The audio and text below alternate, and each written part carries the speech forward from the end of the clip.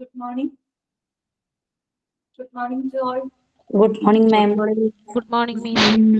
Good morning, miss.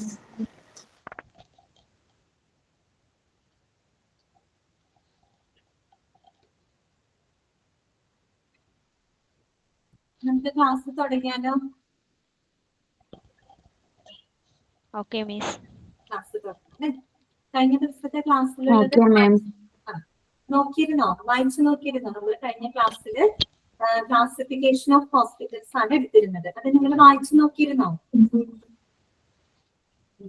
വായിച്ചു നോക്കിയോ? അപ്പൊ ഞാന് ഒന്ന് രണ്ട് കാര്യങ്ങൾ ചോദിക്കട്ടെ. നമ്മുടെ അതിനകത്ത് ലെങ്ത് ഓഫ് സ്റ്റേയുടെ അടിസ്ഥാനത്തിൽ നമ്മൾ ഹോസ്പിറ്റലിനെ ക്ലാസിഫൈ ചെയ്തിരുന്നു അല്ലെ? എന്തൊക്കെയായിട്ടാണ് ക്ലാസിഫൈ ചെയ്തത്? സുഷ എന്ന് പറയാമോ? സുഷ ഉണ്ടോ? സുഷ, റോസ്മി ഉണ്ടെങ്കിൽ റോസ്മി പറഞ്ഞോളൂ. ലെങ്ത് ഓഫ് സ്റ്റേനെ അടിസ്ഥാനമാക്കിയിട്ട് നമ്മൾ എങ്ങനെയാണ് ഹോസ്പിറ്റലിനെ ക്ലാസിഫൈ ചെയ്തത് അറിയാമോ? Rosmi? Short stay hospital and long stay hospitals ആയിട്ടാണ് ഡിവൈഡ് ചെയ്തിരിക്കണേ. ഓക്കെ, പറഞ്ഞോ പോലെ. ഓക്കെ, ഷോർട്ട് സ്റ്റേ ഹോസ്പിറ്റലിനെ വന്നിട്ട് മാക്സിമം, അതായത് 1 or 2 ഡേയ്സിൽ വന്ന് നമ്മൾ ഡോക്ടറെ കൺസൾട്ട് ചെയ്ത് പോകുന്നവരായിരിക്കും ഉണ്ടാവുക. പിന്നെ നമ്മുടെ മോസ്റ്റ്ലി സ്മോൾ ലൊക്കാലിറ്റിയിലൊക്കെ ഷോർട്ട് ടൈപ്പ് ഹോസ്പിറ്റൽ ആയിരിക്കും ഉണ്ടാവുക. ലോങ് സ്റ്റേ ഹോസ്പിറ്റൽ വന്നിട്ട് മാക്സിമം മീൻസ് ലോങ് ടേം, അതായത് 1 year, nearby 1 year or 2-3 months ആയിട്ടുള്ള പേഷ്യൻസിനെ ആയിരിക്കും ഉണ്ടാവും. പാലിയേറ്റീവ് കെയർ, പിന്നെ rehabilitation centre, geriatric centre, care centres, അങ്ങനെയുള്ള കാര്യങ്ങളൊക്കെ ആയിരിക്കും. വെരി ഗുഡ് ജസ്മി, കറക്റ്റ് ആണ് കേട്ടോ മോള് പറഞ്ഞത്. പിന്നെ റോസ്മി ഇല്ലേ? റോസ്മി ഇതല്ലേ? ഞാൻ നേരത്തെ ചോദിച്ചിരുന്നു. അപ്പൊ നിങ്ങളെല്ലാം വായിച്ചിരുന്നല്ലോ അല്ലെ? അപ്പൊ നമുക്ക് ഇന്നത്തെ ക്ലാസ്സിലേക്ക് കിടക്കാം കേട്ടോ. അപ്പൊ ഞാന് ഓൾ മ്യൂട്ട് ചെയ്യാണ് കേട്ടോ.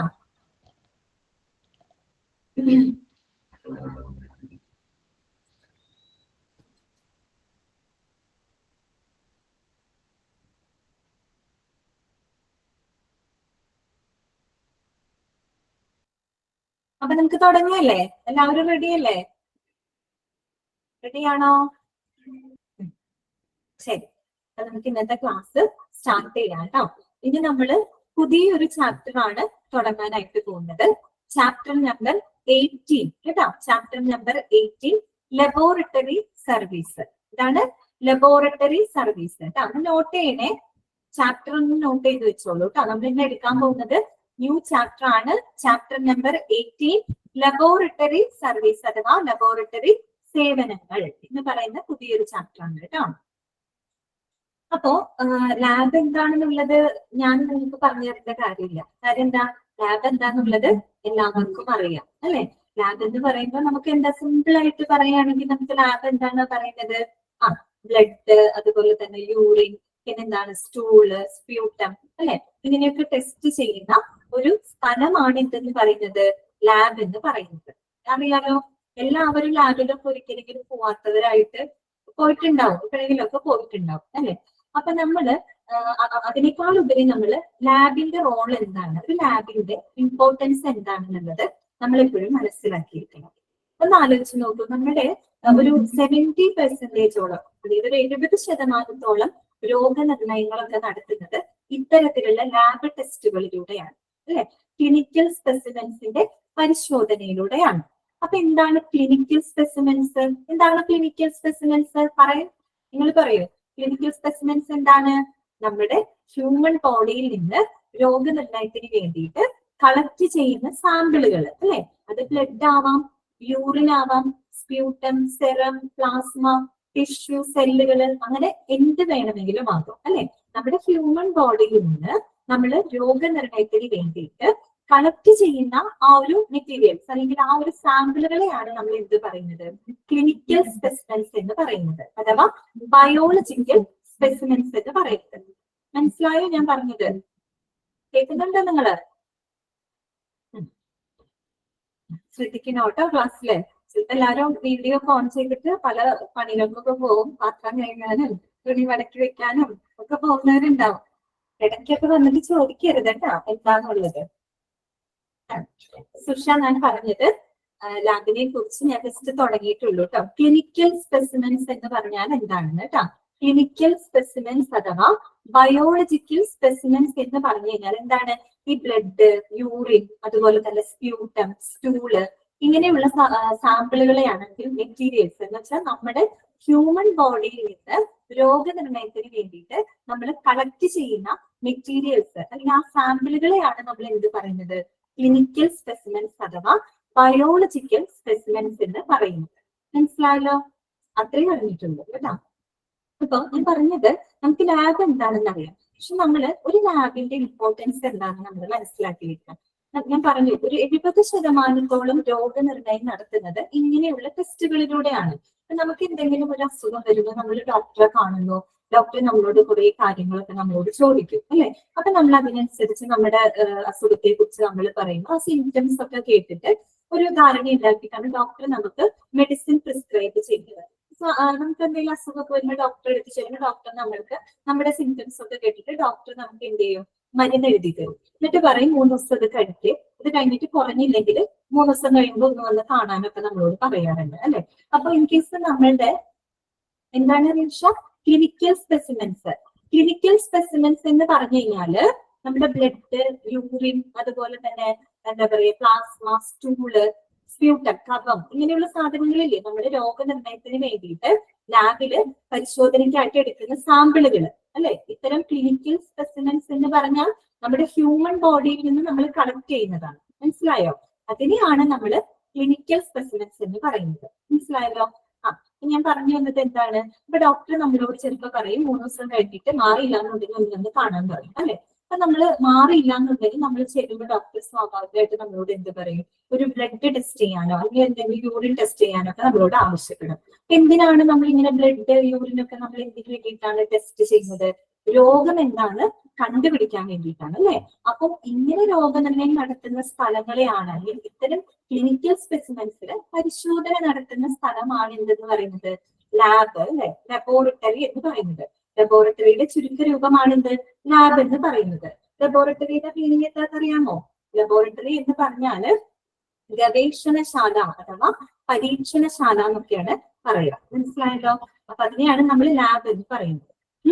അപ്പോ ഞാൻ പറഞ്ഞു, ഇത്തരത്തില് നമ്മൾ കറക്റ്റ് ആയിട്ട് ഇത്തരം സ്പെസിമെൻസിലൂടെ പരിശോധന നടത്തിയാൽ മാത്രമാണ് കറക്റ്റ് ഡയഗ്നോസിസ് നമുക്ക് നടത്താനായിട്ട് പറ്റുള്ളൂ അല്ലെ. ഇപ്പൊ രോഗനിർണയം കറക്റ്റ് ആയാൽ മാത്രമാണ് ആ രോഗിക്ക് എന്താണ് കറക്റ്റ് ആയിട്ടുള്ളൊരു ട്രീറ്റ്മെന്റ് നമുക്ക് കൊടുക്കാനായിട്ട് സാധിക്കുള്ളൂ. മനസ്സിലായല്ലോ? അങ്ങനെ ചിന്തിക്കുമ്പോൾ ലാബിന്റെ ഇമ്പോർട്ടൻസ് നിങ്ങളൊന്ന് ആലോചിച്ച് നോക്കി. ലാബൊക്കെ ഉണ്ടായിരുന്നില്ലെങ്കിൽ എന്താകുമായിരുന്നു അവസ്ഥ അല്ലെ. അപ്പൊ അങ്ങനെ ഒരു ഇമ്പോർട്ടൻസ് ഉണ്ട്. പിന്നെ നമുക്കറിയാം പല എന്താ പറയുക പ്രിവാലന്റ് ആയിട്ടുള്ള പല അസുഖങ്ങളെ കുറിച്ചും കണ്ടുപിടിക്കാനും അതൊക്കെ നമുക്ക് ലാബിൽ സഹായിക്കുന്നുണ്ട്. ഇപ്പൊ കോഴിക്കോടൊക്കെ നിപ്പ പോലുള്ള വൈറസ് ഒക്കെ വന്നു അല്ലെ.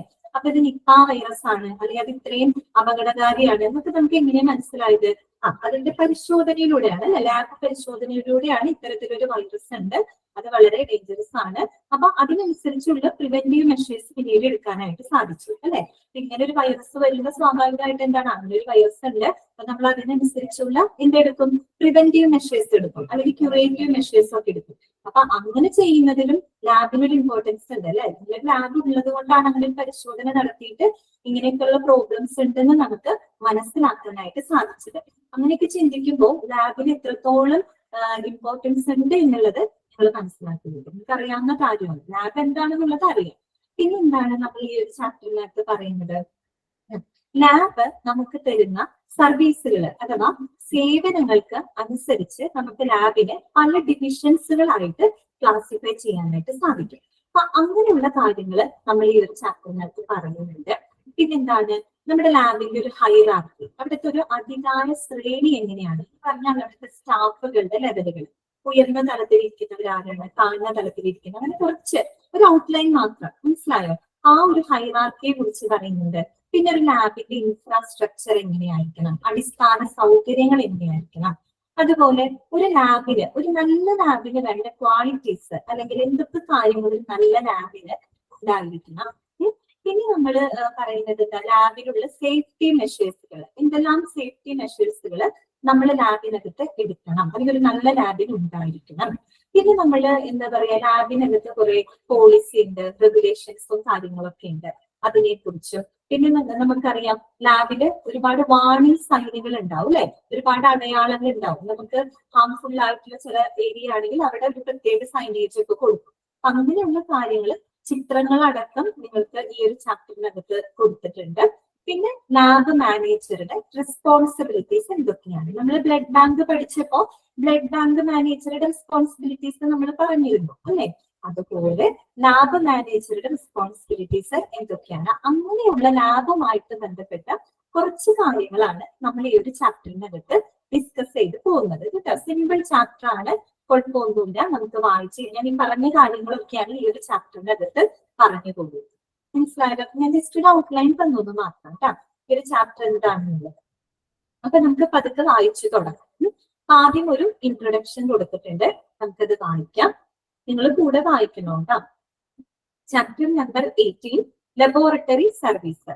ഇൻട്രൊഡക്ഷൻ എന്താണ് പറയുന്നത്? A medical laboratory. നോട്ട് കാണുന്നില്ല, ഇപ്പൊ കാണുന്നുണ്ടോ? ഇപ്പൊ കാണുന്നുണ്ടോ സുശാന്ത്? ഞാൻ കുറച്ചുകൂടി സ്ക്രീൻ ഉണ്ടാക്കിയിട്ടുണ്ട് കേട്ടോ.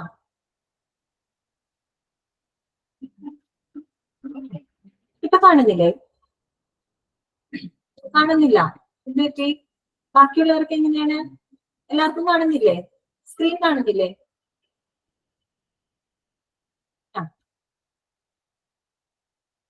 കാണുന്നുണ്ട് അല്ലെ? സുഷ ഒന്ന് നോക്ക് കേട്ടോ, എനിക്കവർക്ക് കാണുന്നുണ്ട്. വേറെ എന്തെങ്കിലും നെറ്റ്വർക്ക് ആയിരിക്കും. ഓക്കെ, അപ്പൊ നമുക്ക് തുടങ്ങാം കേട്ടോ. Introduction. A medical laboratory or clinical laboratory is a place where the tests are done on clinical specimens. Right? Clinical specimens. അപ്പൊ ഞാൻ നേരത്തെ പറഞ്ഞു അല്ലെ, ക്ലിനിക്കൽ സ്പെസിമെൻസ്. അത് കേൾക്കുമ്പോൾ നിങ്ങളുടെ മനസ്സിലേക്ക് എന്ത് വരണം? നമ്മുടെ ബോഡിയിൽ നിന്ന് രോഗനിർണയത്തിന് വേണ്ടിയിട്ട് കളക്ട് ചെയ്യുന്ന മെറ്റീരിയൽസ് അല്ലെ, സാമ്പിളുകളെയാണ് നമ്മൾ എന്ത് പറയുന്നത്? ക്ലിനിക്കൽ സ്പെസിമെൻസ് അഥവാ ബയോളജിക്കൽ സ്പെസിമെൻസ് എന്ന് പറയുന്നത്. അത് എന്തൊക്കെയാവാം? ബ്ലഡ് ആവാം, ബ്ലഡ് ടെസ്റ്റ് ചെയ്യാറില്ലേ നമ്മൾ രോഗനിർണയത്തിന് വേണ്ടിയിട്ട്? യൂറിൻ ആവാം, സ്പ്യൂട്ടം കഫമാവാം, സ്റ്റൂൾ ആവാം, പിന്നെന്താണ് പ്ലാസ്മ, സെറം, അങ്ങനെ ബോഡിയിൽ നിന്ന് നമ്മൾ എടുക്കുന്ന അത്തരം സാമ്പിളുകളെയാണ് നമ്മൾ എന്ത് പറയുന്നത്? ക്ലിനിക്കൽ സ്പെസിമെൻസ് എന്ന് പറയുന്നത്, അഥവാ ബയോളജിക്കൽ സ്പെസിമെൻസ് എന്ന് പറയുന്നത്. അപ്പൊ നോക്കിയേ, മെഡിക്കൽ ഇപ്പൊ കാണുന്നില്ലെന്നോ? ഒരുപാട് പേർക്ക് കാണുന്നുണ്ടല്ലോ, എന്താണ് പ്രശ്നം? കാണുന്നുണ്ടെന്നാണ് കുറെ പേര് പറയുന്നത് കേട്ടോ. A medical laboratory or clinical laboratory is a place where the tests are done on clinical specimens to get the information about the health of a patient to help in diagnosis, treatment and the prevention of disease. എന്താണ് പറയുന്നത്? Lab എന്താണെന്നാണ് പറയുന്നത്, laboratory എന്താണെന്നാണ് പറയുന്നത്. അതായത് ഒരു രോഗിയുടെ രോഗനിർണയം നടത്താനും അതുപോലെ തന്നെ എന്താണ് ആ രോഗത്തിനെ തടയാനും അതുപോലെ അവർക്ക് വേണ്ട ചികിത്സ കൊടുക്കാനുമായിട്ട് നമുക്ക് എന്ത് വേണം? ആ രോഗിയുടെ ആരോഗ്യ വിവരങ്ങൾ പൂർണ്ണമായിട്ടും ലഭ്യമാകണം വേണ്ടേ?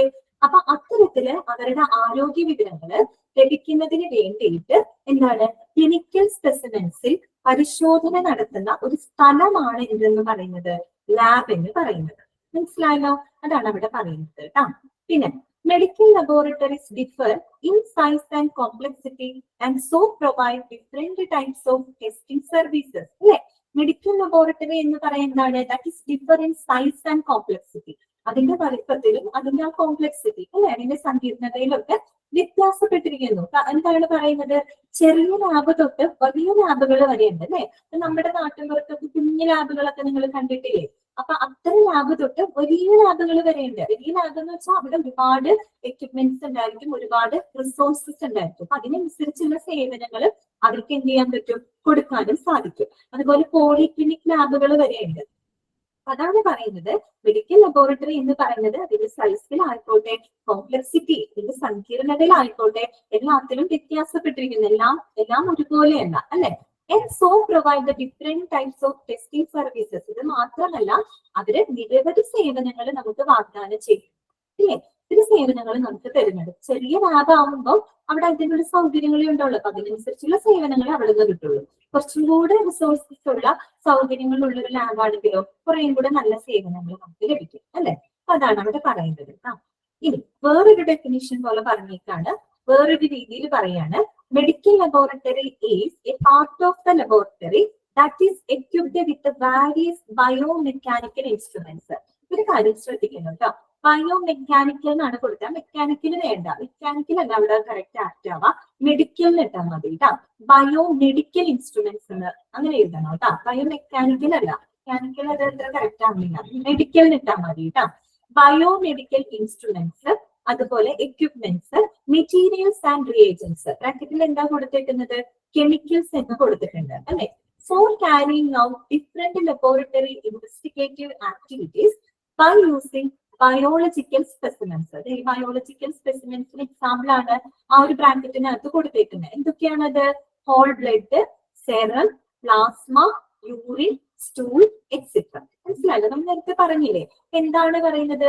ഒരു മെഡിക്കൽ ലാബ് എന്ന് പറഞ്ഞാല് അവിടെ എന്താണ്, നിരവധി ആയിട്ടുള്ള ബയോമെഡിക്കൽ ഇൻസ്ട്രുമെന്റ്സ് ഉണ്ടായിരിക്കും. എന്താണ് ബയോമെഡിക്കൽ ഇൻസ്ട്രുമെന്റ്സ് എന്ന് പറഞ്ഞാല് അവിടെ ഒരുപാട് ഡിവൈസസ്, ഉപകരണങ്ങൾ എന്താണ് ഉണ്ട് ഈ ലബോറട്ടറിക്ക്. എന്തിനു വേണ്ടിയിട്ടാണ്? നമ്മൾ കൊടുക്കുന്ന സ്റ്റൂൾ എന്ന് പറഞ്ഞാൽ അറിയില്ലേ? സ്റ്റൂൾ മീൻസ് വിസർജ്യം കേട്ടോ, വിസർജ്യമാണ്, മനുഷ്യ വിസർജ്യത്തിനെയാണ് സ്റ്റൂൾ എന്ന് പറയുന്നത് കേട്ടോ. നോക്കൂ, അപ്പൊ ബയോമെഡിക്കൽ ഇൻസ്ട്രുമെന്റ്സ് എന്ന് പറഞ്ഞാൽ പലതരത്തിലുള്ള ഡിവൈസസ് ഇവിടെ ഉണ്ട്, നമ്മുടെ ലാബിനകത്ത് യൂസ് ചെയ്യുന്നുണ്ട്. എന്തിനു വേണ്ടിയിട്ടാണ്? ഇത്തരത്തിലുള്ള ക്ലിനിക്കൽ സ്പെസിമെൻസിൽ പരിശോധന നടത്താനായിട്ട്, അല്ലെ? അത് സാമ്പിൾ മെഷർ ചെയ്യാനും അതിൽ എക്സാമിൻ ചെയ്യാനും ഒക്കെ ആയിട്ട് പലതരത്തിലുള്ള ഡിവൈസസ് മീൻസ് ഉപകരണങ്ങൾ യൂസ് ചെയ്യുന്നുണ്ട്. അതിനെയാണ് നമ്മൾ എന്ത് പറയുന്നത്? ബയോമെഡിക്കൽ ഇൻസ്ട്രുമെന്റ്സ് എന്ന് പറയുന്നത്. മനസ്സിലായല്ലോ? പിന്നെന്താണ്? എക്യുപ്മെന്റ്സ്. ധാരാളം എക്യുപ്മെന്റ്സ് ലബോറട്ടറിക്ക് ആയിട്ട് യൂസ് ചെയ്യുന്നുണ്ട്, ചെറുത് മുതൽ വലുത് വരെ. നമ്മൾ തന്നെ ബ്ലഡ് കൊടുക്കാൻ പോകുമ്പോൾ സിറിഞ്ച് യൂസ് ചെയ്യുന്നുണ്ട്, അല്ലേ? അതുപോലെ തന്നെ സാമ്പിളുകൾ കളക്ട് ചെയ്യാനുള്ള ചെറിയ കണ്ടെയ്നേഴ്സ് ഉണ്ടായിരിക്കും, അല്ലെ? കണ്ടെയ്നേഴ്സ് ഉണ്ടായിരിക്കും, ടെസ്റ്റ് ട്യൂബ് ഉണ്ടായിരിക്കും, പിന്നെന്താണ്? മൈക്രോസ്കോപ്പ് ഉണ്ടായിരിക്കും, പിന്നെ ഓട്ടോക്ലേവ് എന്നൊക്കെ പറയുന്ന മെഷീൻസ് ഉണ്ടാവും സ്റ്റെറിലൈസ് ചെയ്യാനൊക്കെ വേണ്ടിയിട്ട്. അതുപോലെ സെൻട്രിഫ്യൂജിങ് മെഷീൻസ് ഉണ്ടായിരിക്കും, സെൻട്രിഫ്യൂജിങ് മെഷീൻസ് ഉണ്ടായിരിക്കും. അതുപോലെ തന്നെ സ്റ്റൂൾ ക്ലിയർ ആയില്ല. സ്റ്റൂൾ എന്ന് പറഞ്ഞു കഴിഞ്ഞാൽ വിസർജ്യം കേട്ടോ, വിസർജ്യം, മനുഷ്യ വിസർജ്യത്തിനെയാണ് സ്റ്റൂൾ എന്ന് പറയുന്നത് കേട്ടോ.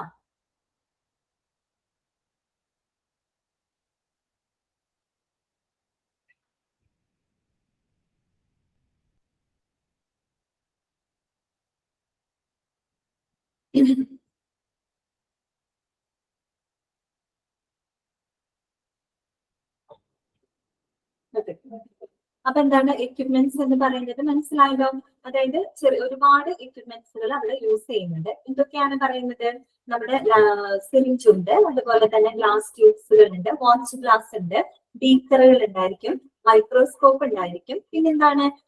ഓട്ടോക്ലേവ്സ് ഉണ്ടായിരിക്കും സ്റ്റെറിലൈസ് ചെയ്യാനായിട്ട്. അതൊന്നും നമുക്ക് പോണൽ എക്യുപ്മെന്റ്സ് വേറൊരു ചാപ്റ്ററിൽ പഠിക്കാനുണ്ട് കേട്ടോ. പിന്നെന്താണ്? എന്റെ എക്സാമ്പിൾ പറഞ്ഞതാണ്. അതുപോലെ സെൻട്രിഫ്യൂജിങ് മെഷീൻസ് അങ്ങനെയുള്ളതൊക്കെ എവിടെ ഉണ്ടായിരിക്കും? ലാബിനകത്ത് ഉണ്ടായിരിക്കും. പിന്നെന്താണ്? Materials and reagents. ബ്രാക്കറ്റിൽ കൊടുത്തിട്ടുണ്ട് കെമിക്കൽസ് എന്ന് കൊടുത്തിട്ടുണ്ട് കേട്ടോ. കെമിക്കൽസ് എന്ന് പറഞ്ഞ എന്താണ്? നമുക്കറിയാം അല്ലെ? നമ്മളിപ്പോ ബ്ലഡ് ബാങ്ക് പഠിച്ചപ്പോ നമ്മൾ പറഞ്ഞു ബ്ലഡ് അവിടെ ക്ലോട്ട് ആവാതിരിക്കാനായിട്ട് ആന്റിബയോയാലിൻ ഡ്രഗ്സ് യൂസ് ചെയ്യും, അല്ലെ? അതായത് ഇപ്പൊ സോഡിയം സിട്രേറ്റ് പോലെയുള്ള കെമിക്കൽസ് ഒക്കെ യൂസ് ചെയ്തിട്ടാണ് ബ്ലഡ് ഒക്കെ ക്ലോട്ട് ആവാതെ നമ്മൾ അവിടെ സൂക്ഷിക്കുന്നത്. അപ്പൊ അത്തരത്തിലുള്ള കെമിക്കൽസ്, റിയേജൻസ്, അതുപോലെ തന്നെ ബഫർ സൊല്യൂഷൻസ് ഒക്കെ ഉണ്ടാവും pH റെഗുലേറ്റ് ചെയ്യാനൊക്കെ ആയിട്ട്. ഇതിലേക്കൊന്നും പോകണ്ട. മെറ്റീരിയൽസ് ആൻഡ് റിയേജൻസ് എന്ന് പറയുമ്പോൾ കെമിക്കൽസ് ആണ്. ഞാനൊരു എക്സാമ്പിൾ പറഞ്ഞത് അങ്ങനെയുള്ള റിയേജൻസുകൾ. അതുപോലെ ഷുഗർ ഒക്കെ ടെസ്റ്റ് ചെയ്യും, പെരഡിക്റ്റ് സൊല്യൂഷൻ എന്നൊക്കെ പറയും. അങ്ങനെയുള്ള റിയേജൻസ് ഒക്കെ ഇവിടെ യൂസ് ചെയ്യുന്നുണ്ട്, ലാബിനകത്ത് യൂസ് ചെയ്യുന്നുണ്ട്. എന്താണ്? ബ്ലഡ് ബാങ്ക് നോട്ട് ഒന്നുകൂടെ കിട്ടുമോ? ബ്ലഡ് ബാങ്കിന്റെ നോട്ട് എടുത്തിട്ടില്ലേ നിങ്ങള്? പ്രിന്റ് എടുത്ത് സൂക്ഷിക്കണം കേട്ടാ. പ്രിന്റ് എടുത്ത് നമ്മുടെ കയ്യിലില്ലേ? നമ്മൾ ആ ചാപ്റ്റർ ഫിനിഷ് ചെയ്തതാണ് കേട്ടോ. വായിച്ചു നോക്കിയാൽ മതി. നോട്ട് ഉണ്ടല്ലോ കയ്യില്. പിന്നെന്താണ് പറയുന്നത്? Four carrying out the different laboratory investigative activities അല്ലെ, പലതരത്തിലുള്ള ലബോറട്ടറി ഇൻവെസ്റ്റിഗേഷൻ നടത്താൻ വേണ്ടിയിട്ടാണ്. എന്ത് യൂസ് ചെയ്തുകൊണ്ട്? ബയോളജിക്കൽ സ്പെസിമെൻസ് യൂസ് ചെയ്തുകൊണ്ട്. അങ്ങനെയുള്ള ഒരു സ്ഥലമാണ് എന്തെന്ന് പറയുന്നത്? മെഡിക്കൽ ലബോറട്ടറി അഥവാ ക്ലിനിക്കൽ ലബോറട്ടറി എന്ന് പറയുന്നത്. അത് ജസ്റ്റ് എന്താണ് ലാബ് എന്നുള്ള ഒരു ഇൻട്രൊഡക്ഷൻ ആണ്. നമുക്ക് ഒന്നുകൂടെ വായിക്കാം. A medical laboratory or a clinical laboratory is a place where the tests are done on clinical specimens to get the information about the health of a patient to help in diagnosis, treatment and prevention of diseases. Medical laboratories differ in size and complexity and so provide different types of testing services. അതുപോലെ medical laboratory വേറൊരു definition നോക്കാണ്. Sound ഇല്ലാണോ? Sound കേൾക്കുന്നില്ലേ എന്റെ?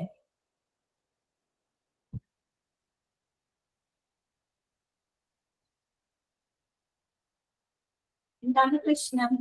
കുറെ പേർക്കൊക്കെ കേൾക്കുന്നുണ്ടല്ലോ. ഇപ്പൊ കേൾക്കുന്നുണ്ടോ സൗണ്ട്? ഇപ്പൊ ക്ലിയർ ആണോ? ഫാനൊന്ന് ഓഫ് ചെയ്തിട്ടുണ്ട് കേട്ടോ. ഇപ്പൊ കേൾക്കുന്നുണ്ടോ ക്ലിയർ ആയിട്ട്? ഫാനിന്റെ സൗണ്ട് ഉള്ളത് കൊണ്ടായിരിക്കും.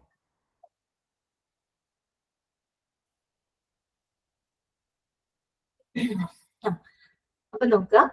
Medical laboratories differ in size and complexity and so provide different types of testing services. Medical laboratory is a part of the laboratory that is equipped with various biomedical instruments, equipments, materials and reagents, that means chemicals, for carrying out different laboratory investigative activities by using biological specimens. ഏതൊക്കെയാണ് biological specimens? Whole blood, serum, plasma, urine, stool. Stool എന്ന് വെച്ചാൽ മലം കേട്ടോ, മനുഷ്യ വിസർജ്യമാണ്. കണ്ടിട്ടില്ലേ? രക്തം, കഫം, മലം, മൂത്രം ഒക്കെ ഇവിടെ പരിശോധിക്കുന്നു എന്ന് പറഞ്ഞിട്ട് ലാബിന്റെ ഫ്രണ്ടിൽ എഴുതി വെച്ചിട്ടില്ലേ? അപ്പൊ സ്റ്റൂൾ എന്താണെന്ന് മനസ്സിലായില്ലേ നിങ്ങൾക്ക്? ഓക്കെ, അപ്പൊ അതാണ് അതിന്റെ ഒരു ഇൻട്രൊഡക്ഷൻ കേട്ടോ.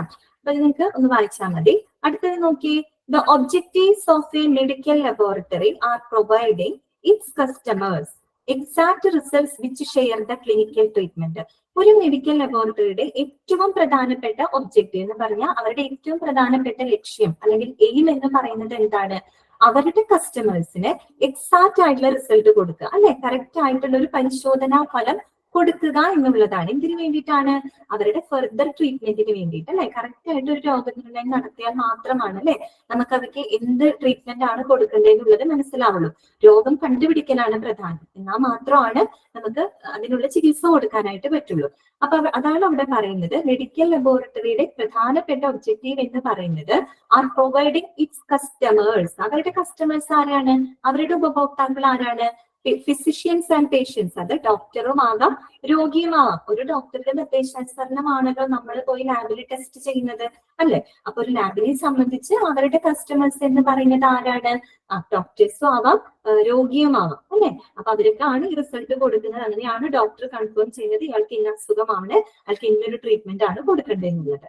അപ്പൊ അവർക്ക് എന്ത് കൊടുക്കണം? Exact results which share the clinical treatment അല്ലെ. കറക്റ്റ് ആയിട്ടുള്ള, പരമാവധി ആക്യുറേറ്റ് ആയിട്ടുള്ള ഒരു പരിശോധനാ ഫലം അവർക്ക് ലഭ്യമാക്കുക എന്നുള്ളതാണ് ഒരു മെഡിക്കൽ ലബോറട്ടറിയുടെ പ്രധാനപ്പെട്ട ഉദ്ദേശം എന്ന് പറയുന്നത്. മനസ്സിലായോ? സൗണ്ട് കേൾക്കുന്നില്ലേ? ക്ലിയർ ആവുന്നില്ലേ? ക്ലിയർ ആവുന്നുണ്ടല്ലോ? കണ്ടിന്യൂ ചെയ്യാണ് കേട്ടോ. എന്തെങ്കിലും ഉണ്ടെങ്കിൽ പറയണം. എല്ലാവർക്കും കുറെ പേർക്കൊക്കെ കേൾക്കുന്നുണ്ട്, കുറെ പേർക്ക് പ്രശ്നം വരുന്നുണ്ട്. എനിക്ക് തോന്നുന്നു അവരുടെ നെറ്റ്വർക്കിന്റെ ഇഷ്യൂസ് എന്തെങ്കിലും ഉണ്ടായിരിക്കും കേട്ടോ. എല്ലാവർക്കും ഒരുപോലെ പ്രശ്നം ഉണ്ടെങ്കിൽ പറയണം, ഞാൻ ടെക്നിക്കൽ ആരോട് ജസ്റ്റ് ഒന്ന് സൂചിപ്പിക്കാം. അടുത്തത് നോക്ക്.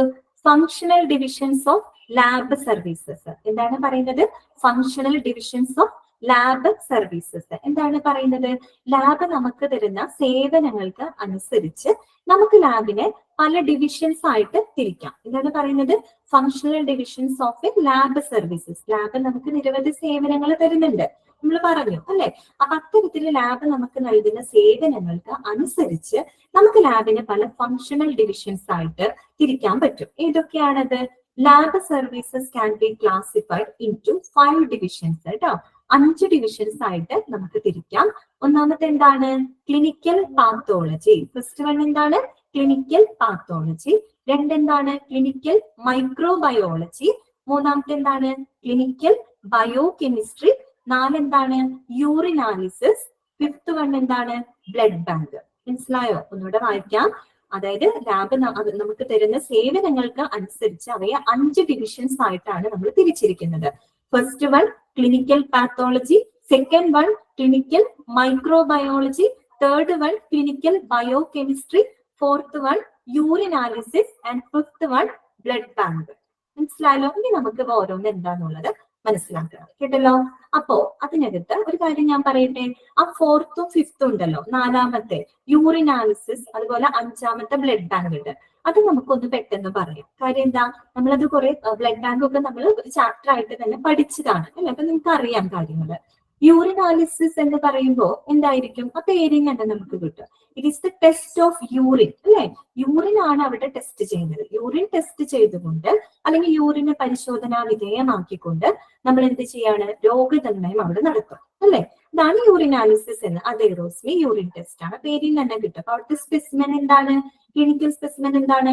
യൂറിൻ ആണ് അല്ലെ? അപ്പൊ യൂറിൻ ടെസ്റ്റ് ചെയ്തിട്ട് നമുക്ക് എങ്ങനെയൊക്കെയുള്ള അസുഖങ്ങളൊക്കെ കണ്ടുപിടിക്കാൻ പറ്റും? ഇപ്പൊ യൂറിനറി ഇൻഫെക്ഷൻ അല്ലെ?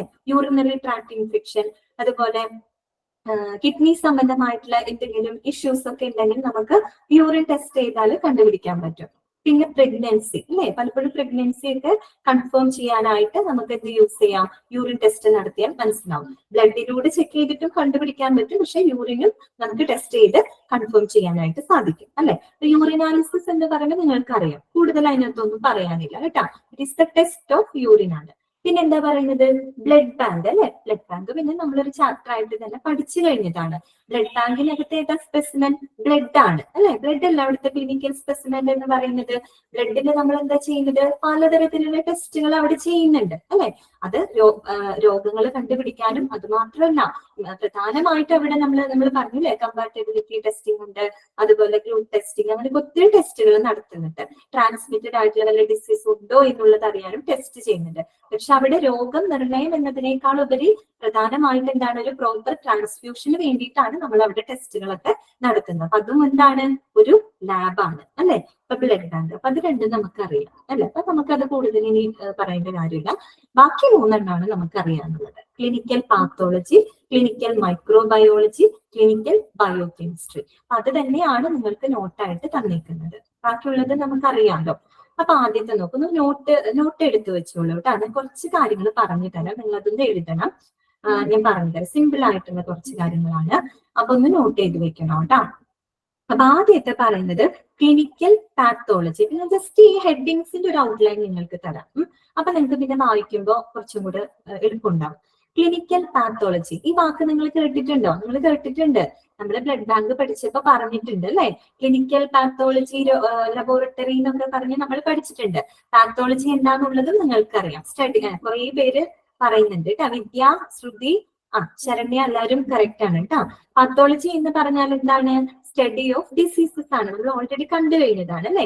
രോഗത്തിനെ കുറിച്ചും രോഗകാരണങ്ങള്, രോഗലക്ഷണങ്ങളെ കുറിച്ചുള്ള പഠനമാണ് പാത്തോളജി എന്ന് പറയുന്നത്.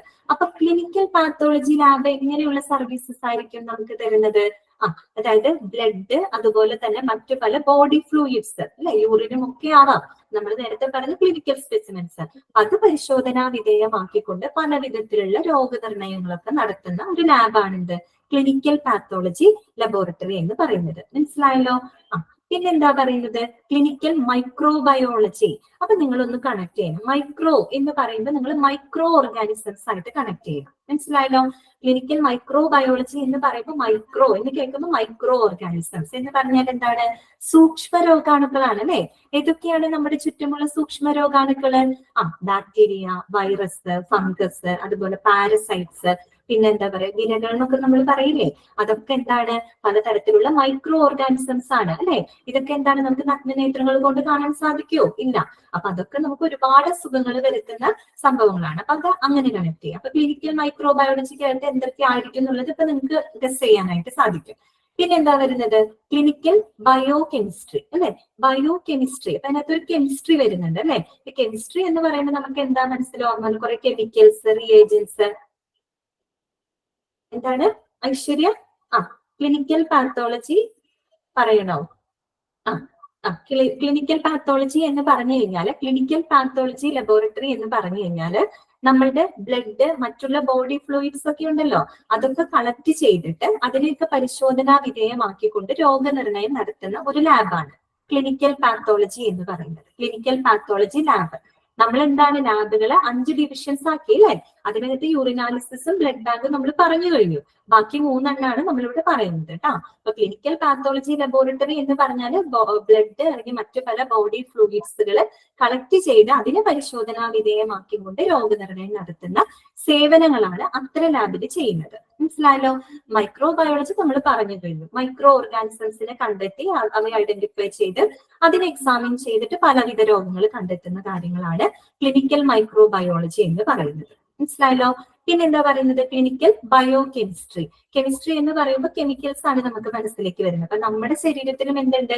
കെമിക്കൽസ് ഉണ്ട്. ഏതൊക്കെ നമ്മുടെ ശരീരത്തിലെ കെമിക്കൽസ് ഇൻ ദ സെൻസ് ഞാൻ ഉദ്ദേശിച്ചത് എന്താണ്? നമ്മുടെ എൻസൈംസ്, അതുപോലെ തന്നെ ഹോർമോണുകൾ അല്ലെ? ഒത്തിരി രാസാഗ്നികള്, അതുപോലെ ഹോർമോണുകളൊക്കെ നമ്മുടെ ശരീരത്തിലുണ്ട്. ലിപ്പിഡ്സ്, പ്രോട്ടീൻസ്, അങ്ങനെയുള്ളതൊക്കെ ഉണ്ട് അല്ലെ? അപ്പൊ അതിനെയൊക്കെ പരിശോധനാ വിധേയമാക്കിയിട്ട് നമുക്ക് പല രോഗങ്ങളെ കണ്ടുപിടിക്കാൻ പറ്റും, രോഗനിർണയം നടത്താൻ പറ്റും. അപ്പൊ അത്തരം സർവീസുകൾ ചെയ്യുന്ന ലാബുകളായിരിക്കും എന്ത്? ക്ലിനിക്കൽ ബയോ കെമിസ്ട്രി എന്ന് പറയുന്നത്. മനസ്സിലായത്? അപ്പൊ ജസ്റ്റ് ഒന്ന് കണക്ട് ചെയ്താൽ തന്നെ ഇതിന്റെ അടിയിലുള്ളത് പിന്നെ നമുക്ക് ഈസി ആയിട്ട് മനസ്സിലാവും. ക്ലിനിക്കൽ പാത്തോളജി എന്ന് പറയുന്നത്, ഒന്നുകൂടെ റിപ്പീറ്റ് ചെയ്യാണ്, ബ്ലഡും മറ്റു പല ബോഡി ഫ്ലൂയിഡ്സും പരിശോധനാ വിധേയമാക്കിക്കൊണ്ട് രോഗനിർണയം നടത്തുന്ന സേവനങ്ങളായിരിക്കും അത്തരം ലാബിൽ ചെയ്യുന്നത്. മൈക്രോബയോളജി എന്ന് പറയുമ്പോൾ മൈക്രോ ഓർഗാനിസംസ് ആയിട്ട് കണക്ട് ചെയ്യാം. അതെന്തൊക്കെയാണെന്ന് നിങ്ങൾക്ക് അറിയാം അല്ലെ?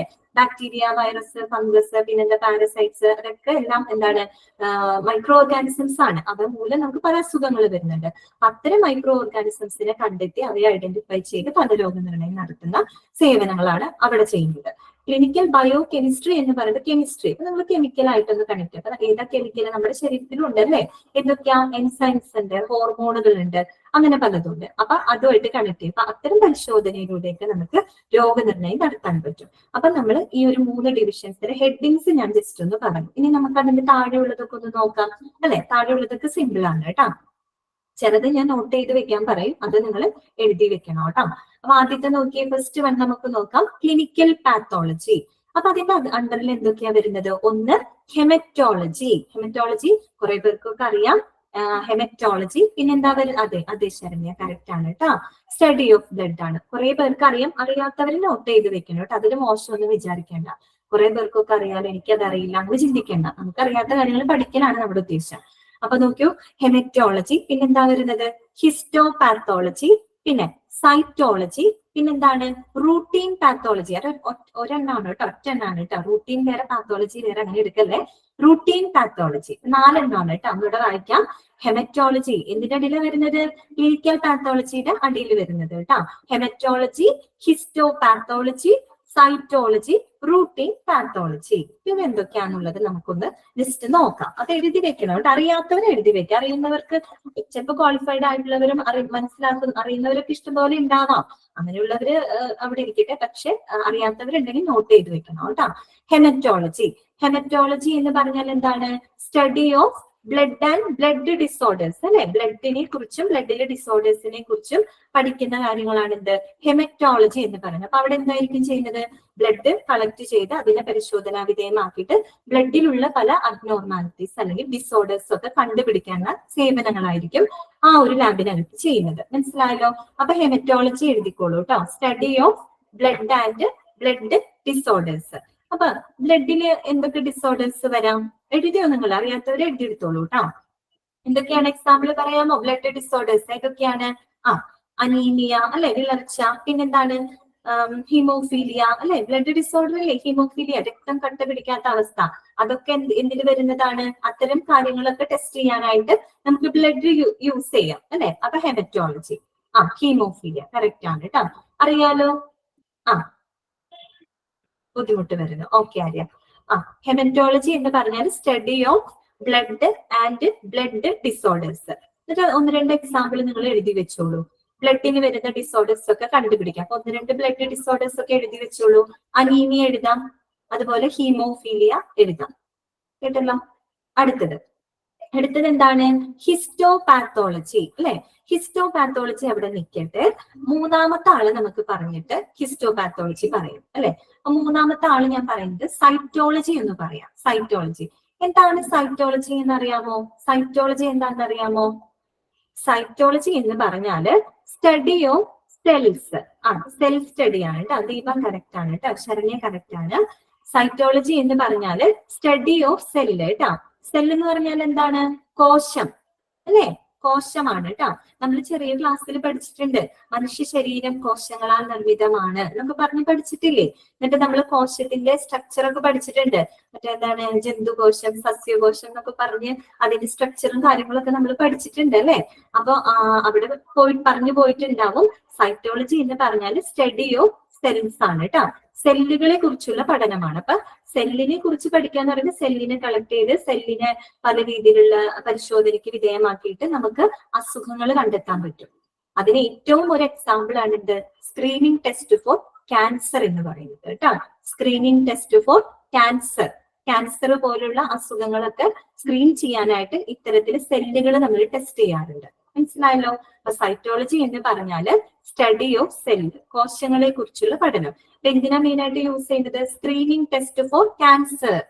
നമുക്കറിയാം ക്യാൻസർ എന്ന് പറയുന്നത് തന്നെ എന്താണ്? സെല്ലിന് വരുന്ന അബ്നോർമാലിറ്റീസ് ആണ്. അതായത് അബ്നോർമൽ സെല്ലുകൾ ക്രമാതീതമായിട്ടൊക്കെ വർദ്ധിക്കുമ്പോൾ വരുന്ന ഒരു അവസ്ഥയാണ് ക്യാൻസർ എന്ന് പറയുന്നത്. അപ്പോൾ ക്യാൻസർ പോലെയുള്ളതിന്റെ സ്ക്രീനിങ് ടെസ്റ്റിലൊക്കെ നമ്മൾ സെല്ല് പരിശോധന നടത്താറുണ്ട്. കേട്ടല്ലോ. സൈറ്റോളജി കിട്ടിയില്ലേ നിങ്ങൾക്ക്? സ്റ്റഡി ഓഫ് സെല്ല് കേട്ടോ. അടുത്തത് അത് പറഞ്ഞിട്ട് ഞാൻ രണ്ടാമത്തെ പറയാനാണ് പറഞ്ഞത്. മൂന്നാമത്തെ എന്താണ്? ഹിസ്റ്റോപാത്തോളജി. എന്താണ്? ഹിസ്റ്റോപാത്തോളജി. പാത്തോളജി എന്താന്ന് നമുക്കറിയാം. അപ്പൊ ഹിസ്റ്റോളജി എന്താണെന്ന് അറിയാമോ നിങ്ങൾക്ക്? ഹിസ്റ്റോളജി എന്ന് കേട്ടിട്ടുണ്ടോ? ഹിസ്റ്റോളജി എന്ന് പറഞ്ഞാല് എന്താണ്? സ്റ്റഡി ഓഫ് ടിഷ്യൂസ് ആണ് കേട്ടോ. Study of tissues. ഹിസ്റ്റോളജി എന്ന് പറഞ്ഞാല് സ്റ്റഡി ഓഫ് ടിഷ്യൂസ്. കിട്ടിയോ?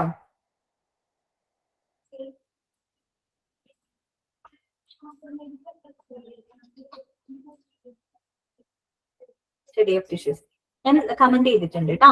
സ്റ്റഡി ഓഫ് ടിഷ്യൂസ് കിട്ടിയാ? സ്റ്റഡി ഓഫ് ടിഷ്യൂസ് എന്ന് വെച്ചാൽ കലകളെ കുറിച്ചുള്ള പഠനമാണ്. നമുക്കറിയാം കോശങ്ങൾ കൂടി ചേർന്നിട്ടാണ് എന്ത് വരുന്നത്? കലകൾ ഉണ്ടാവുന്നത്. കോശങ്ങൾ കൂടി ചേർന്നിട്ടാണ് കലകൾ ഉണ്ടാവുന്നത്. നമ്മൾ പഠിച്ചിട്ടുണ്ട്. അതുകൊണ്ടാണ് ഞാൻ സൈറ്റോളജി പറഞ്ഞിട്ട് ഹിസ്റ്റോളജിയിലോട്ട് പോവാന്ന് പറഞ്ഞത്. കോശങ്ങൾ കൂടി ചേർന്നിട്ടാണ് കലകൾ അഥവാ ടിഷ്യൂസ് ഉണ്ടാവുന്നത്. അപ്പൊ നമുക്ക് ടിഷ്യൂവിനെ പരിശോധിക്കുന്നതിലൂടെ പല അസുഖങ്ങളും നമുക്ക് കണ്ടുപിടിക്കാനായിട്ട് സാധിക്കും. മനസ്സിലായല്ലോ. അപ്പൊ നിങ്ങൾ ജസ്റ്റ് എഴുതി വെച്ചോളൂ. ഹിസ്റ്റോപാത്തോളജി മീൻസ് പാത്തോളജിയും കൂടെ വരുമ്പോൾ എന്തായിരിക്കും? സ്റ്റഡി ഓഫ് മീൻസ് അതിന്റെ രോഗത്തെ കുറിച്ചിട്ട്. അങ്ങനെ ഒന്ന് കമന്റ് ചെയ്യാം, എഴുതിയെടുത്തോട്ടോ. ഹിസ്റ്റോപാത്തോളജി എന്ന് പറഞ്ഞാൽ എന്തിനാണ് സഹായിക്കുന്നതെന്ന്.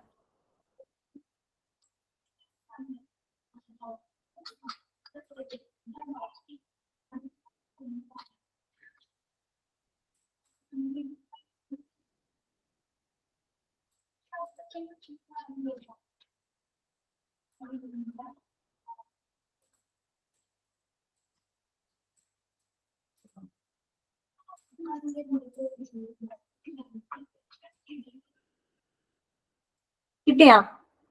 Is the diagnosis and study of diseases of the tissues കേട്ടോ. കിട്ടിയാ നിങ്ങൾക്ക്? ഇങ്ങനെ ടൈപ്പ് ചെയ്തെന്താന്ന് വെച്ചാലേ ചിലവർക്ക് സ്പെല്ലിങ് അറിയാത്ത പ്രശ്നം വരാറുണ്ട്. അതുകൊണ്ടാണ്. ഓക്കെ അല്ലേ? എന്താണ് പറഞ്ഞത്? It is the diagnosis and study of diseases of the tissues കേട്ടോ. അതായത് ടിഷ്യൂസിന്റെ പരിശോധനയിലൂടെ നമുക്ക് പല രോഗനിർണയം നടത്താനായിട്ട് സാധിക്കും. അപ്പൊ ടിഷ്യൂ പരിശോധനയിലൂടെ നമുക്ക് നടത്താവുന്ന 2 രോഗങ്ങൾ എന്തൊക്കെയാ? ഒന്ന് നമ്മുടെ ഒന്ന് പറയുന്നത് ലെപ്രസി. ലെപ്രസിനെ ഇട്ടിട്ടുണ്ടോ? കുഷ്ഠരോഗം. ലെപ്രസി കേട്ടോ. ഒരു എക്സാമ്പിൾ ആയിട്ട് എഴുതി വെച്ചോ നിങ്ങൾ അറിയാനായിട്ട്. മനസ്സിലായല്ലോ. ടിഷ്യൂസ് എന്ന് പറഞ്ഞാൽ റിൻഷ കലകള്. കല കോശങ്ങൾ കൂടി ചേർന്നിട്ടാണ് കലകൾ ഉണ്ടാവുന്നത് കേട്ടോ. ദീപ കുഷ്ഠം അതന്നെ ലെപ്രസി. കുറച്ച് ഭംഗിയിൽ പറഞ്ഞു മാത്രം. കിട്ടിയല്ലോ. ഇനി അടുത്തത് എന്താണ്? അപ്പൊ ഹിസ്റ്റോപാത്തോളജി എന്ന് പറയുമ്പോൾ എന്തായിരിക്കും? ടിഷ്യൂസിന്റെ ഡിസീസിനെ കുറിച്ചുള്ള പഠനമായിരിക്കും അല്ലെ. അപ്പൊ നമുക്ക് ലെപ്രസി പോലുള്ള അസുഖങ്ങളൊക്കെ കണ്ടുപിടിക്കാനായിട്ട് അത് യൂസ് ചെയ്യും. അങ്ങനെയുള്ള സേവനങ്ങളാണ് അവിടെ നടക്കുന്നുണ്ടാവുക. ഓക്കെ, അപ്പൊ നമ്മൾ 3 കഴിഞ്ഞു. ഹെമറ്റോളജി കണ്ടു, സൈറ്റോളജി കണ്ടു, ഹിസ്റ്റോപാത്തോളജി കണ്ടു. അടുത്തത് ഏതാണ്? 4ാമത്തെ റൂട്ടീൻ പാത്തോളജി. ഏതാണ്? Routine pathology. എന്താണ് റൂട്ടീൻ പാത്തോളജി എന്ന് പറഞ്ഞാല്? കോമൺ പാത്തോളജി ആണ്. ഞാൻ എഴുതി തരാം കേട്ടോ, എഴുതി തരാം, ജസ്റ്റ് ഒന്ന് കേൾക്കാം. കോമൺ പാത്തോളജി ആണ്. അതായത് it gives the valuable information about the overall health of A person. മനസ്സിലായോ? അതായത് നമ്മുടെ ശരീരത്തിന്റെ ആരോഗ്യത്തെ കുറിച്ചുള്ള ഒരു ഓവറോൾ ഐഡിയ തരുന്നതാണ് എന്ത്? Routine pathology. ഏറ്റവും ടിപ്പിക്കൽ എക്സാമ്പിൾ ഏതാണെന്നറിയോ? CBC, complete blood count test. നമുക്ക് ഡോക്ടർ എഴുതി തരാറുണ്ട് ലിസ്റ്റിൽ. CBC ടെസ്റ്റ് എന്ന് പറഞ്ഞ് എഴുതി തരാറുണ്ട്. എന്താണ്? ബ്ലഡ് ചെക്ക് ചെയ്യാനായിട്ട്. കംപ്ലീറ്റ് ബ്ലഡ് കൗണ്ട് ആണ് കേട്ടോ, CBC. ഞാൻ എഴുതി തരാം, പറഞ്ഞു തരാം. കാരണം റെക്കോർഡ് ക്ലാസ്സിൽ മെസ്സേജ് കാണാനില്ല മിസ്സ, സ്പെല്ലിങ് പറഞ്ഞു തരാം കേട്ടോ. അപ്പൊ എഴുതിക്കോളൂ, റുട്ടീൻ പാത്തോളജി കേട്ടോ. റുട്ടീൻ പാത്തോളജി എന്താന്നുള്ളത് ഞാൻ ടൈപ്പ് ചെയ്ത് വിടാം, ഒന്ന് എഴുതിക്കോട്ടോ. കോമൺ പാത്തോളജി ആണ് test, TST test that provides valuable information about overall health.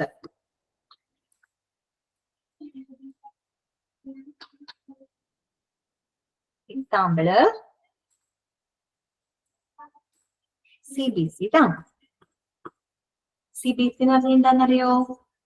Complete blood count കേട്ടോ.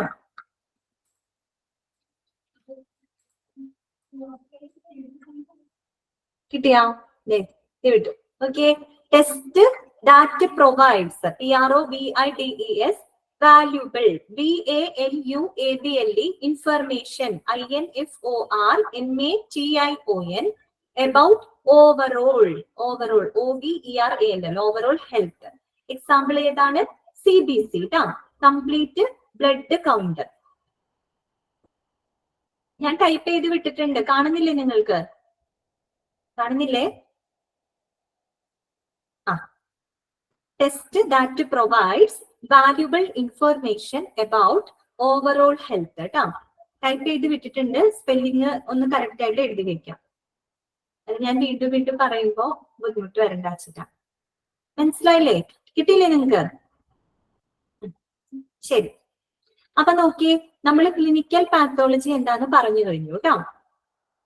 ഞാൻ CBCയുടെ കാര്യം പറഞ്ഞു. റൂട്ടീൻ പാത്തോളജി എന്താ നമുക്ക് തരുന്നത്?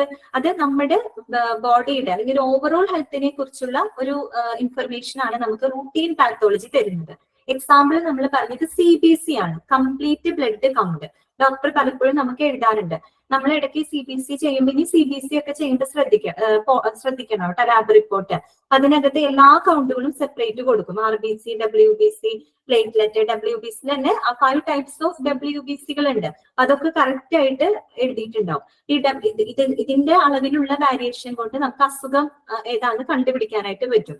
നമുക്ക് വൈറൽ ഇൻഫെക്ഷൻ ഒക്കെ ആണെങ്കിൽ WBC കൗണ്ടൊക്കെ സാധാരണത്തെക്കാൾ കൂടി നിൽക്കും. അപ്പോഴാണ് നമുക്ക് ഡോക്ടർ ആന്റിബയോട്ടിക്സ് ഒക്കെ എഴുതാം. മനസ്സിലായല്ലോ? അറിയാലോ?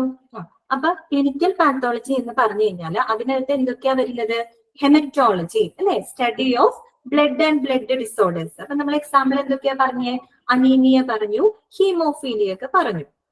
പിന്നെ ഹിസ്റ്റോപാത്തോളജി അല്ലെ, it the study of the tissues അല്ലെ, tissues and diseases of tissues അല്ലെ, ടിഷ്യൂസിന് വരുന്ന അസുഖങ്ങളെ കുറിച്ചൊക്കെ നമുക്ക് പഠിക്കാനായിട്ട് സാധിക്കും. അതാണ് അത്തരം ലാബിൽ ചെയ്യുന്നത്. എക്സാമ്പിൾ ഏതാ പറഞ്ഞ? ലെപ്രസി പറഞ്ഞു അല്ലെ, കുഷ്ഠരോഗമാണ് കേട്ടോ ലെപ്രസി. സൈറ്റോളജി എന്ന് പറഞ്ഞാൽ എന്താണ്? സ്റ്റഡി ഓഫ് സെൽസ് അല്ലെ, study of cells and cell diseases ഒക്കെയാണ്. അതിന് നമ്മൾ എക്സാമ്പിൾ പറഞ്ഞത് സ്ക്രീനിങ് ടെസ്റ്റ് ഫോർ ക്യാൻസർ കേട്ടോ. ക്യാൻസറിന്റെ സ്ക്രീനിങ് ടെസ്റ്റ് യൂസ് ചെയ്യാം. പിന്നെ നമ്മൾ പറഞ്ഞു routine pathology. It provides the valuable information about the overall health അല്ലെ, ഓവറോൾ ഹെൽത്തിനെ കുറിച്ചൊരു ഐഡിയ നമുക്ക് തരുന്നു. എക്സാമ്പിൾ ഞാൻ പറഞ്ഞത് CBC ആണ്, കംപ്ലീറ്റ് ബ്ലഡ് കൗണ്ട് കേട്ടോ. കംപ്ലീറ്റ് ബ്ലഡ് കൗണ്ട് കിട്ടിയല്ലോ. ഇടയ്ക്ക് ഒരു CBC ഒക്കെ ചെയ്യുന്നത് നല്ലതാണ് കേട്ടോ. ഇടയ്ക്ക് നമുക്കറിയാൻ പറ്റും നമ്മുടെ ബോഡിയുടെ ഒരു ഇതൊക്കെ എന്തെങ്കിലും വയ്യായികളോ ക്ഷീണമൊക്കെ തോന്നുമ്പോൾ ഒന്ന് ചെക്ക് ചെയ്തൊക്കെ നോക്കണം, നല്ലതായിരിക്കും. എന്തെങ്കിലും വാരിയേഷൻ ഒക്കെ ഉണ്ടോ എന്ന് അറിയാൻ പറ്റും. ക്ലിയർ ആണല്ലോ? ക്ലിനിക്കൽ പാത്തോളജി ക്ലിയർ ആണല്ലോ? ഓക്കെ, അപ്പൊ അതിന്റെ അണ്ടറിൽ വരുന്നത് നോട്ട് ചെയ്ത് വെക്കണം കേട്ടോ. ഇനി നമ്മൾ രണ്ടാമത്തേലോട്ട് പോവാണ്. എന്താണ് ക്ലിനിക്കൽ മൈക്രോബയോളജി. ക്ലിനിക്കൽ മൈക്രോബയോളജി പറഞ്ഞപ്പോൾ ഞാൻ എന്താ പറഞ്ഞത്? മൈക്രോ ഓർഗാനിസംസ് ആയിട്ട് കണക്ട് ചെയ്യുന്നു അല്ലെ? നമുക്കറിയാം മൈക്രോ ഓർഗാനിസംസിന്റെ പരിശോധനയിലൂടെ അല്ലെങ്കിൽ അതിനെ എക്സാമിൻ ചെയ്യുന്നതിലൂടെ അത് വരുത്തുന്ന പല രോഗങ്ങളെയും നമുക്ക് കണ്ടുപിടിക്കാനായിട്ട് സാധിക്കും അല്ലെ? നമുക്ക് വൈറൽ ഇൻഫെക്ഷൻ ആണെന്നൊക്കെ പറയില്ലേ, വൈറസ് മൂലം വന്നതാണ് അല്ലെ? അപ്പൊ അതിന്റെ അണ്ടറിൽ എന്തൊക്കെയാ വരുന്നത്? Bacteriology, mycobacteriology, virology, mycology, parasitology, immunology, serology. അപ്പൊ ഇവ ഓരോന്ന് എന്താണെന്നുള്ളത് നമുക്കറിയണം. ഞാൻ ടൈപ്പ് ചെയ്ത് വിടാം. ആദ്യം ജസ്റ്റ് ഒന്ന് പറയാം, പറഞ്ഞിട്ട് ടൈപ്പ് ചെയ്യാം കേട്ടോ. അപ്പൊ നിങ്ങൾക്ക് മനസ്സിലാവും.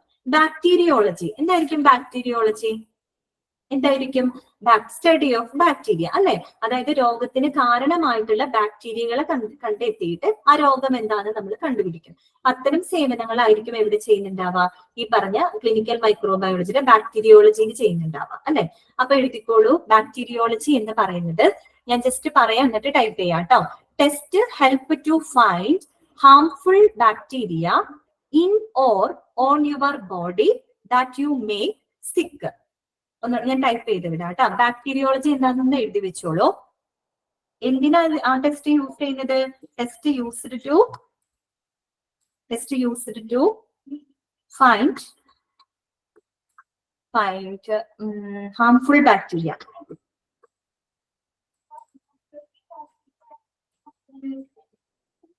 Bacteria in or on your body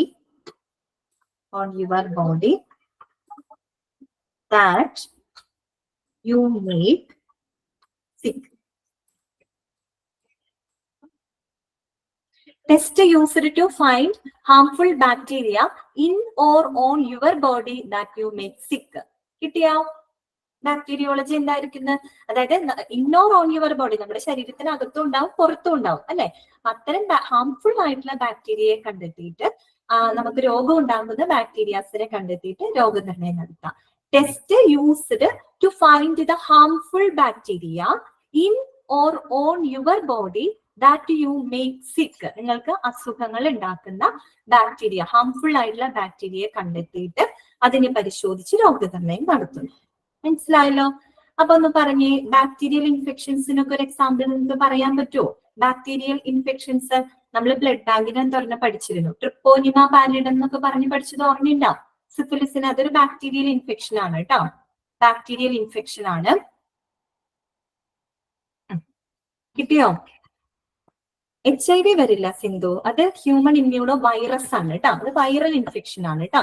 നമ്മൾ പറയുന്നത് ബാക്ടീരിയൽ ഇൻഫെക്ഷൻ ആണ്. ബാക്ടീരിയ മൂലം ഉണ്ടാകുന്ന അസുഖങ്ങളാണ്. വൈറൽ ഇൻഫെക്ഷൻസ് വേറെ വരും. വൈറസ് നമുക്ക് തരുന്നത് വേറെയാണ് കേട്ടോ. അപ്പൊ ബാക്ടീരിയൽ ഇൻഫെക്ഷൻസിന് എക്സാമ്പിൾ ആ cholera. Okay, very good. Cholera correct ആണ് കേട്ടോ. പിന്നെ എന്തെങ്കിലും അറിയോ നിങ്ങൾക്ക്? നമ്മുടെ എലിപ്പനി ഇല്ലേ, എലിപ്പനി, അത് ബാക്ടീരിയൽ ഇൻഫെക്ഷൻ ആണ് കേട്ടോ. ബാക്ടീരിയൽ ഇൻഫെക്ഷൻ ആണ് എലിപ്പനി എന്നൊക്കെ പറയുന്നത്, വൈറൽ അല്ല കേട്ടോ. ഓക്കെ, മനസ്സിലായില്ലേ ബാക്ടീരിയോളജി എന്താന്നുള്ളത്? ക്ലിയർ ആയെന്ന് വിചാരിക്കുന്നു. കണ്ടിന്യൂ ചെയ്യാണ് കേട്ടോ. അടുത്തതാണ് എന്താണ് റോസ്മി, ഡെങ്കി ഫീവർ എന്ന് പറയുമ്പോൾ അത് ബാക്ടീരിയൽ ഇൻഫെക്ഷൻ നമുക്ക് പറയാൻ പറ്റില്ല. കൊതുക് വരുത്തുന്ന അസുഖമാണ് കേട്ടോ. ഇനി അടുത്തതാണ് മൈക്കോബാക്ടീരിയോളജി. എന്താണ് അടുത്തത് നോക്കി? ബാക്ടീരിയോളജി നിങ്ങൾ എഴുതിയല്ലോ. അടുത്തതാണ് മൈക്കോബാക്ടീരിയോളജി. ഞാൻ ആദ്യം ഒന്ന് പറയാം കേട്ടോ. മൈക്കോബാക്ടീരിയോളജി എന്ന് പറയുമ്പോൾ എന്താണ്? അത് ബാക്ടീരിയ തന്നെയാണ്. It is A form of bacteria. എന്ത് ബാക്ടീരിയാണ്? മൈക്കോബാക്ടീരിയം. സ്പെഷ്യലൈസ് പറയാണ് മൈക്കോബാക്ടീരിയം.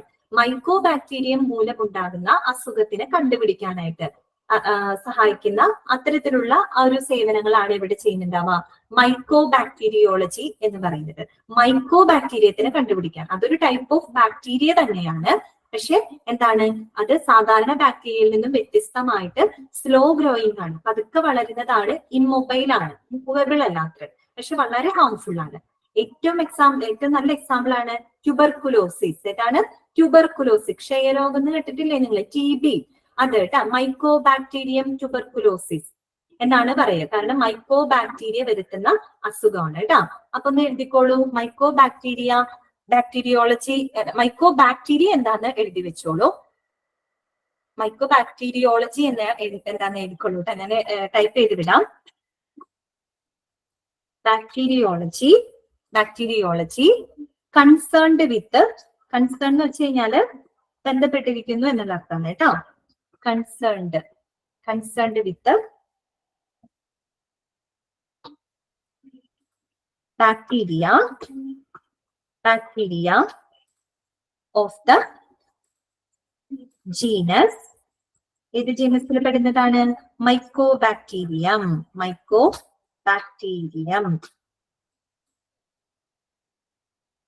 Example tuberculosis. TB ട്ടോ. TB എഴുതി വെച്ചോളൂ. ട്യൂബർകുലോസിസ്.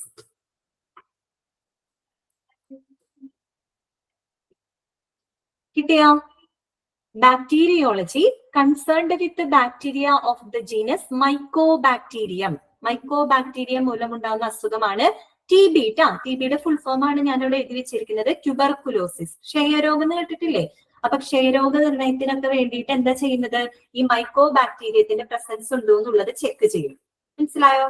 എന്നിട്ട് രോഗമുണ്ടോ എന്നുള്ളത് കണ്ടുപിടിക്കും. മെയിൻ ആയിട്ട് ട്യൂബർകുലോസിസ് ആണ് കേട്ടോ അതിന് എക്സാമ്പിൾ. മൈക്കോ ബാക്ടീരിയം ട്യൂബർകുലോസിസ് എന്നാണ് അതിനെ പറയാം. ബാക്ടീരിയൽ ഇൻഫെക്ഷൻ ആണ് കേട്ടോ. കിട്ടിയല്ലോ? അപ്പൊ മൈക്കോ ബാക്ടീരിയോളജി എന്ന് പറയുമ്പോൾ ബാക്ടീരിയ തന്നെ ഏത് ബാക്ടീരിയ ആണ്? മൈക്കോ ബാക്ടീരിയം. അത് വളരെ ഹാംഫുൾ ആയിട്ടുള്ള ബാക്ടീരിയ ആണ്. സാധാരണ ബാക്ടീരിയയിൽ നിന്നും വ്യത്യസ്തമായിട്ട് സ്ലോ ഗ്രോയിങ് ആണ്, ഇമ്മൊബൈൽ ആയിട്ടുള്ള ഒരു ബാക്ടീരിയ ആണ്. അതാണ് നമുക്ക് TB വരുത്തുന്നത് കേട്ടോ, ക്ഷയരോഗം വരുത്തുന്നത്. നിങ്ങൾക്ക് കിട്ടുന്നുണ്ടോ നിങ്ങൾക്ക്? കിട്ടുന്നുണ്ടെന്ന് വിചാരിക്കുന്നു കേട്ടോ. ഞാൻ ടൈപ്പ് ചെയ്ത് വിടുന്നുണ്ട്. നിങ്ങൾക്ക് സ്പെല്ലിങ് ബുദ്ധിമുട്ടുള്ളവർക്ക് വേണ്ടിയിട്ടാണ് ടൈപ്പ് ചെയ്ത് വിടുന്നത് കേട്ടോ. അടുത്തത് നെക്സ്റ്റ് വരുന്നത് വൈറോളജി. അത് കേട്ടാൽ അറിയാലേ എന്തായിരിക്കും വൈറോളജി എന്ന് പറഞ്ഞാല്?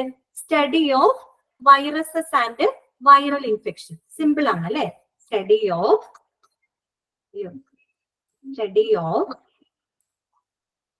Viruses and viral diseases. എന്നോ അല്ലെങ്കിൽ ഇൻഫെക്ഷൻസ് എന്നൊക്കെ ഇട്ടാൽ മതി. ഇൻഫെക്ഷൻസ് ഇടാട്ടോ. എക്സാമ്പിൾ എന്തൊക്കെ പറയാം? നേരത്തെ ആരാണ്? രശ്മിയാണോ പറഞ്ഞത്? HIV എന്നൊക്കെ പറഞ്ഞില്ലേ? HIV ഇടാം. അപ്പൊ നമുക്ക് എക്സാമ്പിൾ അല്ലെ? HIV ഇടാം. പിന്നെ ഹെപ്പറ്റൈറ്റിസ് ഒക്കെ പറയാം കേട്ടോ. Hepatitis B and C.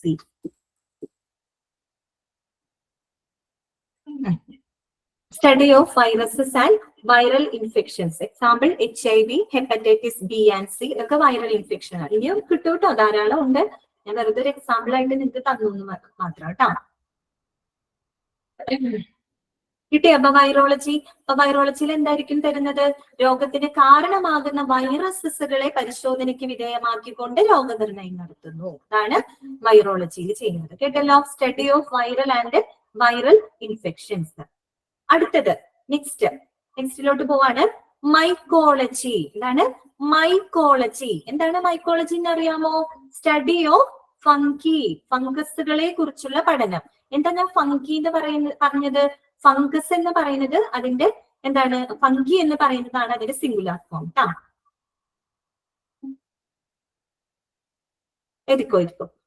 എഴുതിക്കോളെ. Mycology എന്ന് പറഞ്ഞാല് എന്താണ്? Study of fungi. സോറി, തെറ്റിപ്പോട്ടെ. ഫംഗി പ്ലൂരൽ ഫോം അല്ലേ? Study of fungi.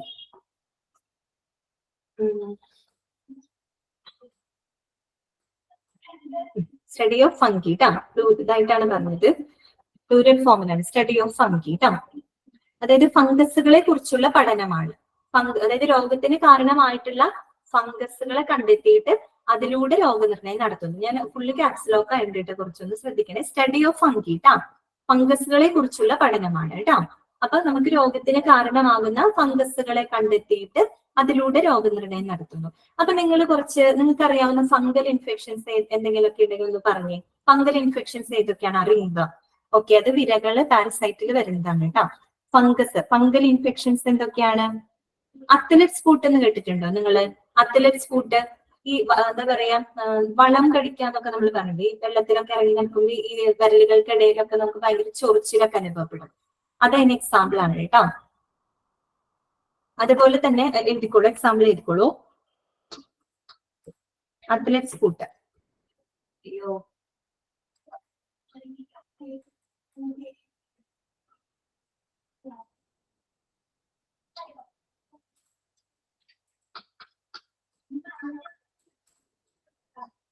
Athletes foot. പിന്നെ എന്താ പറയാ, മറ്റേ ടോനെയിൽ ഇൻഫെക്ഷൻ, അതായത് ഈ നെയിലിനും അതുപോലെ നമ്മുടെ കാലിന്റെ തള്ളവിരലിലൊക്കെ നഖത്തിന് വരുന്ന ഇൻഫെക്ഷൻ ഇല്ല, അതൊക്കെ എന്താണ്? ഈ പറഞ്ഞ ഫംഗൽ ഇൻഫെക്ഷൻസ് ആണ് കേട്ടോ.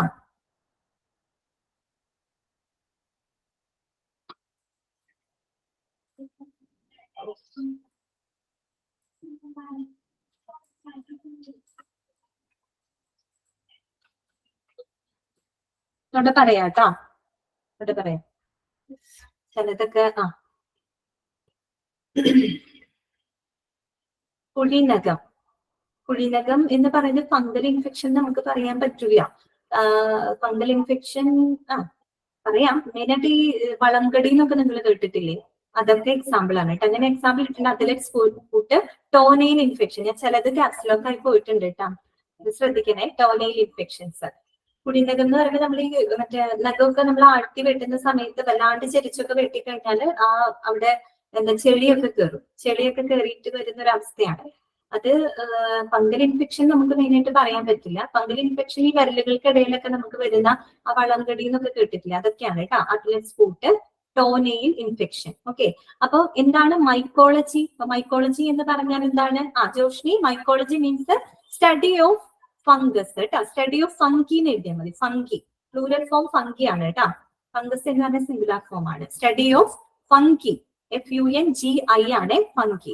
ഫംഗസുകളെ കുറിച്ചുള്ള പഠനമാണ്. അപ്പൊ നമുക്ക് പല രോഗങ്ങൾക്കും കാരണമായിട്ടുള്ള ഫംഗസുകളെ കണ്ടെത്തിയിട്ട് രോഗനിർണയം നടത്തുന്നു. കിട്ടിയല്ലോ? അടുത്തത് എന്താ പറയുന്നത്? പാരസൈറ്റോളജി. ഏതാണ്? പാരസൈറ്റോളജി. പാരസൈറ്റ്സ് എന്ന് കേട്ടിട്ടുണ്ടോ? പരാതം എന്നൊക്കെ പറയും അല്ലെ? വിരകളാണ് കേട്ടോ ഉദ്ദേശിക്കുന്നത്. വിരകള് നമുക്കറിയാം. നമ്മൾ കുഞ്ഞു മക്കൾക്കൊക്കെ ഒരു 6 മാസമൊക്കെ കൂടുമ്പോ നമ്മള് വിരയുടെ മരുന്നൊക്കെ കൊടുക്കും അല്ലെ? എന്തിനാ അത് കൊടുക്കുന്നത്? ഫാത്തിമ, ഫാത്തിമ, ഒരു കാര്യമുണ്ട് കേട്ടോ. നമ്മൾ ക്ലിനിക്കൽ പാത്തോളജി ഞാൻ ലാസ്റ്റ് കൺക്ലൂഡ് ചെയ്യുമ്പോൾ ഒന്നുകൂടെ പറഞ്ഞുതരാം കേട്ടോ മോളെ. കാര്യം നമ്മൾ ഇപ്പൊ ക്ലാസ് പോയിക്കൊണ്ടിരിക്കുകയാണ്. മോൾക്ക് ഇപ്പോഴല്ലേ കയറാൻ പറ്റുള്ളൂ. കുറച്ച് ഒരു കാര്യം ചെയ്യണം കേട്ടോ. കിട്ടിയില്ലെങ്കിൽ റെക്കോർഡഡ് ക്ലാസ് കാണാൻ. പിന്നെ ഞാൻ ഇത് കഴിയുമ്പോൾ ലാസ്റ്റ് ഒന്നും കൂടെ കൺക്ലൂഡ് ചെയ്ത് പറയാം കേട്ടോ. അപ്പൊ മോൾക്ക് കിട്ടും കേട്ടോ. എന്നിട്ട് എന്തെങ്കിലും ഡൗട്ട് ഉണ്ടെങ്കിൽ ചോദിച്ചോളൂ, ഞാൻ നേരിട്ട് പറഞ്ഞു തരാം. അല്ലെങ്കിൽ ഇപ്പൊ നമ്മൾ എഴുതിക്കൊണ്ടിരിക്കുന്നത് ഡ്രോപ്പ് ആയിപ്പോ. ഇപ്പൊ ഉള്ളത് കണ്ടിന്യൂ ചെയ്യട്ടെ. ഇപ്പൊ ഉള്ളത് തൊട്ട് കേൾക്ക്. പാരസൈറ്റോളജി കേട്ടോ. പാരസൈറ്റോളജി മീൻസ് എഴുതിക്കോളൂ, study of parasites and parasitic diseases. Type ചെയ്ത് വിടാം. Study of parasites. Study of parasites.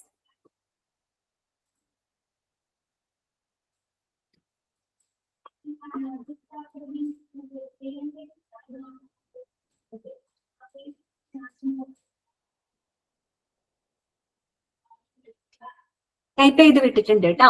Study of parasites and parasitic diseases. ഞാൻ ഒരുപാട് ഇലാബറേറ്റ് ചെയ്തിട്ടല്ലാട്ടോ എഴുതണം. ജസ്റ്റ് നിങ്ങൾക്ക് ഒരു സെന്റൻസ് ഞാൻ തരുന്നുള്ളൂ. അത് വായിക്കുമ്പോൾ നിങ്ങൾക്ക് മനസ്സിലാവണം.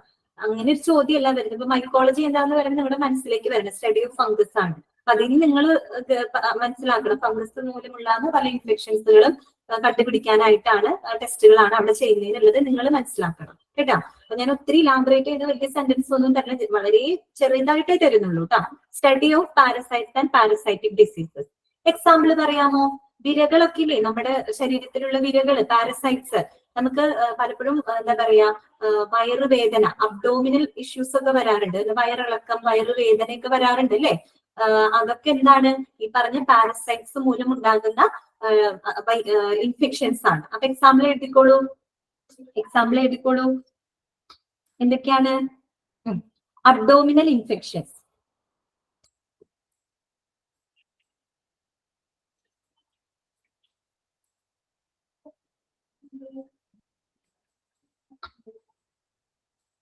Abdominal infections. പിന്നെ എന്താ പറയാ, എക്സാമ്പിള് മറ്റേ എന്താ പറയാ, ലൂസ് ഓർ വാട്ടറി സ്റ്റൂൾസ്, അതായത് വയറിളക്കം വരില്ലേ, ആ ഒരു അവസ്ഥ.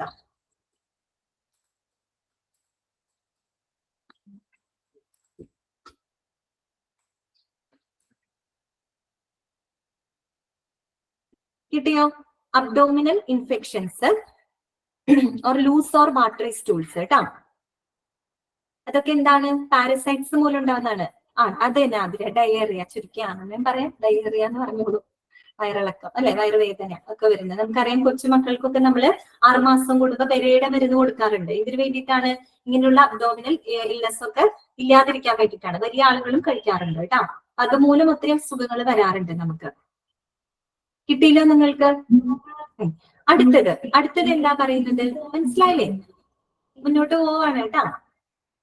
കിട്ടുന്നില്ലേ നിങ്ങൾക്ക്? ഞാൻ എഴുതി വിടുന്നത് എന്താന്ന് വെച്ചാൽ, നിങ്ങള് ചിലർക്ക് എന്താണ് സ്പെല്ലിങ് പ്രശ്നം വരുന്നുണ്ട്, അപ്പൊ അവർക്ക് വേണ്ടിയിട്ടാണ് കേട്ടോ. അടുത്തതാണ് ഇമ്മ്യൂണോളജി. ഏതാണ്? ഇമ്മ്യൂണോളജി. എന്തായിരിക്കും ഇമ്മ്യൂണോളജി? ആ പേരിൽ തന്നെ നമുക്ക് കിട്ടും. എന്താണ്?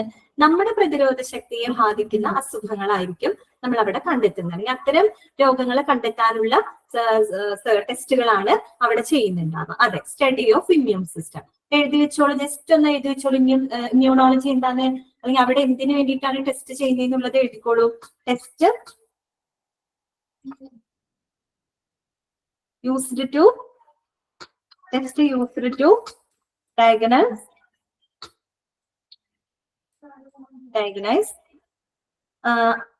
congenital. എന്താണ് കൺജെനിറ്റൽ എന്ന് പറഞ്ഞാൽ അറിയോ? കൺജെനിറ്റൽ എന്ന് പറഞ്ഞാൽ ജന്മനാനുള്ളത് കേട്ടാ, ജന്മനാനുള്ളത്, നമുക്ക് ബൈ ബർത്തിലൂടെ കിട്ടുന്നത്. Congenital or acquired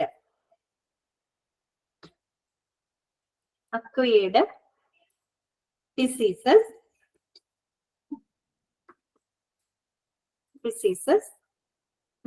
or immune system.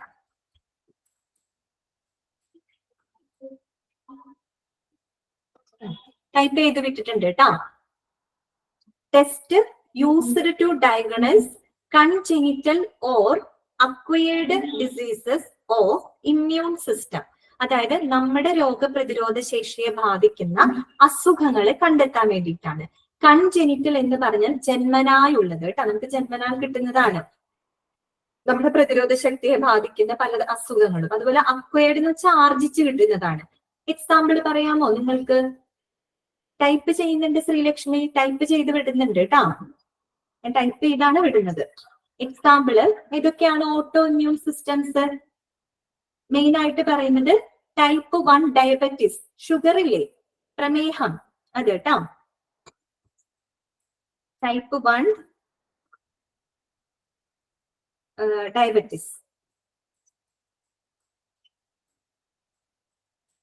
Type 1 diabetes എന്താണ്? ഒന്നുകൂടെ പറയാനോ? ഏതാണ്? ഇമ്മ്യൂണോളജി എന്ന് പറഞ്ഞാല് അവിടെ നമ്മൾ ഇങ്ങനെയുള്ള ടെസ്റ്റ് ആണ്. Test used to diagnose congenital or acquired diseases of immune system. നമ്മുടെ രോഗപ്രതിരോധത്തിനെ ബാധിക്കുന്ന അസുഖങ്ങൾ കണ്ടെത്താനായിട്ടാണ്. ഇമ്മ്യൂണോളജി എന്ന് പറയുമ്പോൾ എന്താണ്? സ്റ്റഡി ഓഫ് ഇമ്മ്യൂൺ സിസ്റ്റം ആണ് അല്ലെ, നമ്മുടെ രോഗപ്രതിരോധത്തിനെ കുറിച്ചുള്ള പഠനമാണ്. അപ്പൊ ഇമ്മ്യൂണോളജി അവിടെ നടത്തുന്ന ടെസ്റ്റുകൾ എന്തിനു വേണ്ടിയിട്ടായിരിക്കും?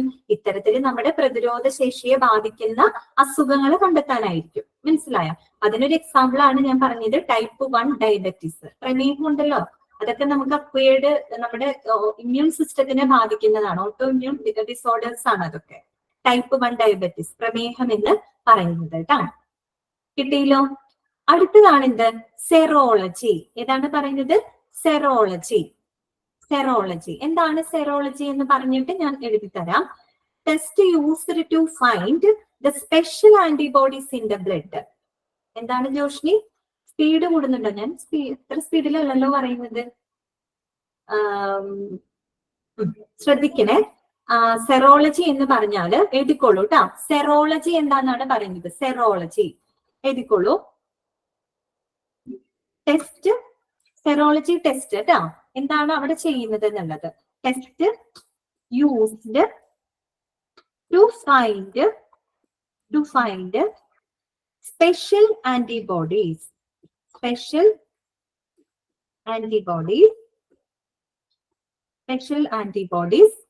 in the blood. Test used to find, നോക്കൂ, test used to find special antibodies in the blood.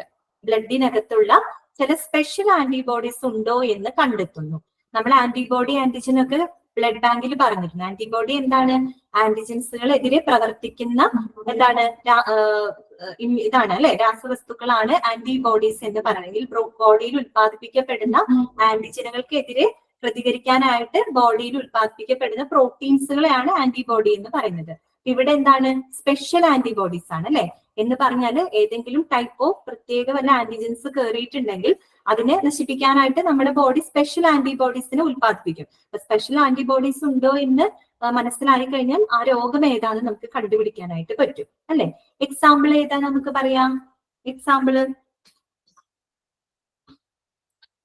എഴുതിക്കോളൂ. Measles കേട്ടാ. 5-ാം പനിന്ന് കേട്ടിട്ടുണ്ടോ? 5-ാം പനി, measles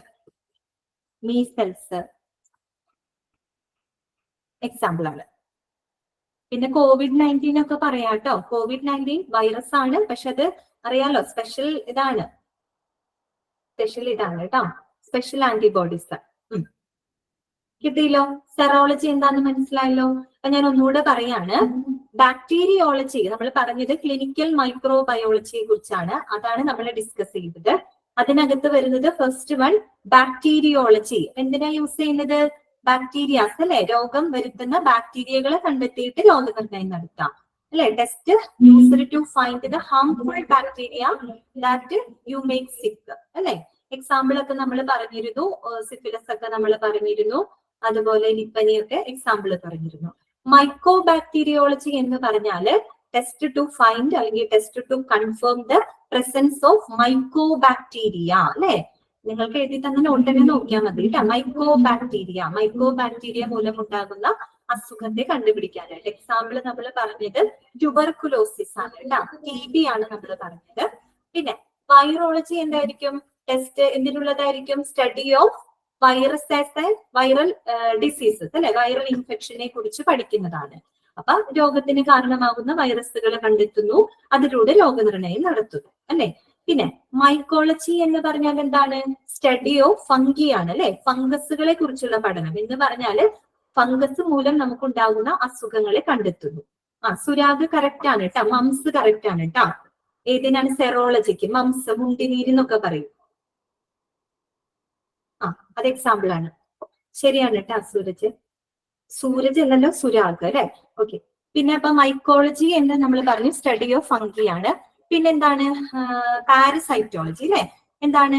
study of parasites and study of parasites അല്ലെ. പരാതങ്ങൾ അല്ലെങ്കിൽ പാരസൈറ്റ്സിനെ കുറിച്ചുള്ള പഠനമാണ്. എന്ന് പറഞ്ഞാൽ പാരസൈറ്റ്സ് മൂലം നമുക്ക് വരുന്ന പല അസുഖങ്ങളുണ്ട്, അതിനെ കണ്ടെത്തുന്നു അല്ലെ. അപ്പൊ എങ്ങനെയൊക്കെയാണ് നമ്മൾ പറഞ്ഞു? വാട്ടറി ഓർ ലൂസ് ടൂൾസ്, അതുപോലെ ഡയേറിയ, അബ്ഡോമിനൽ ഇൽനെസ് ഒക്കെ അതിന് എക്സാമ്പിൾ ആണ്.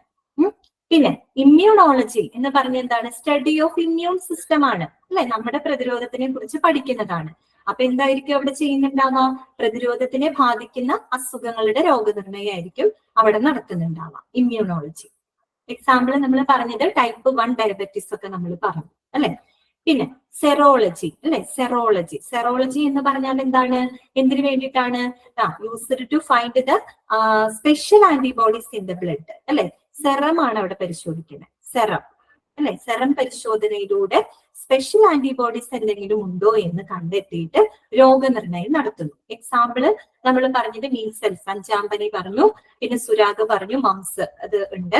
പിന്നെ എന്താ? COVID-19 പറയാട്ടോ. അതൊക്കെ പെട്ടെന്ന് ഉണ്ടായതല്ലേ, വൈറൽ ഇൻഫെക്ഷൻ ആണ്. എന്നാൽ കൂടിയും ഒരു പുതിയതായിട്ട് വന്നൊരു അസുഖമാണ് അല്ലെ COVID-19 എന്ന് പറയുന്നത്. അതൊക്കെ സ്പെഷ്യൽ ആന്റിബോഡീസ് സെറം ചെക്ക് ചെയ്തിട്ടാണ് അങ്ങനെ കണ്ടെത്തുന്നത്. മനസ്സിലായല്ലോ? സെറം എന്ന് പറഞ്ഞ് മനസ്സിലായില്ലേ? നിങ്ങൾക്ക് ക്ലിയർ ആയില്ലേ? അപ്പൊ നമ്മൾ ക്ലിനിക്കൽ മൈക്രോബയോളജി എന്ന് പറയുമ്പോൾ മൈക്രോ ഓർഗാനിസംസുമായിട്ട് അവയെ എക്സാമിൻ ചെയ്തിട്ട് രോഗം കണ്ടെത്തുന്നതാണ്. അപ്പൊ അതിന്റെ അണ്ടറിലുള്ളതൊക്കെ നമ്മൾ മനസ്സിലാക്കി കേട്ടോ. ഇനി അടുത്തത് മൂന്നാമത്തെ ഒരാളും കൂടെ ഉണ്ട്. ആരാണത്?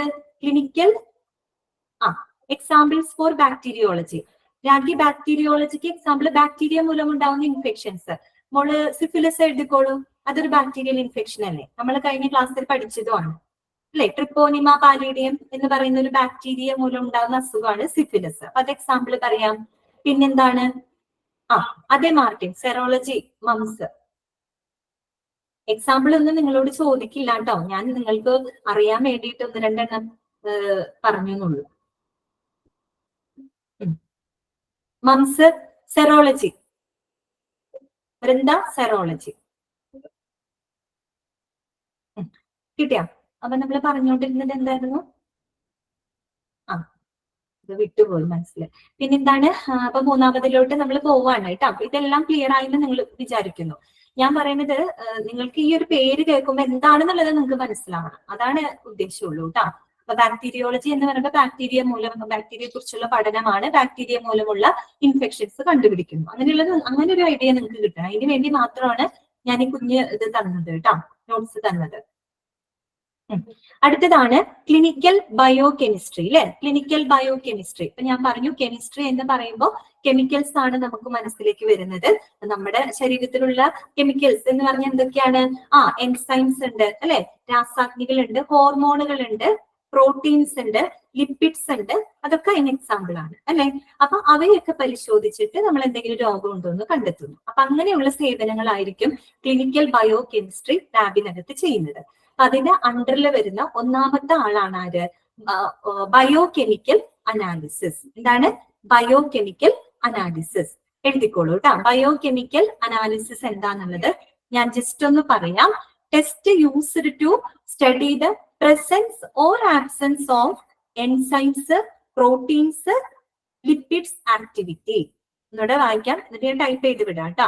എന്താണ്? ഇങ്ങനെയുള്ള ടെസ്റ്റുകളായിരിക്കും അവിടെ നടത്തുന്നുണ്ടാവാ. എന്തിനു വേണ്ടിയിട്ടുള്ള ടെസ്റ്റുകളാണ്? The test used to study the presence or absence of enzymes, proteins, lipids, activities. ഞാൻ ടൈപ്പ് ചെയ്ത് വിടാം കേട്ടോ. ഞാൻ പറയുന്നത് ബയോ കെമിക്കൽ അനാലിസിസ് എന്താണെന്നാണ് പറയുന്നത് കേട്ടോ. ബയോ കെമിക്കൽ അനാലിസിസ് എന്താണെന്നാണ് പറയുന്നത്. എന്തിനു വേണ്ടിയിട്ടുള്ള ടെസ്റ്റുകളായിരിക്കും അവിടെ ചെയ്യുന്നത്? Test used to study presence or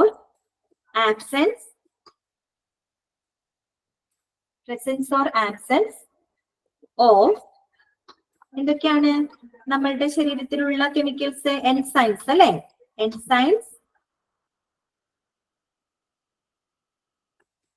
enzymes, proteins,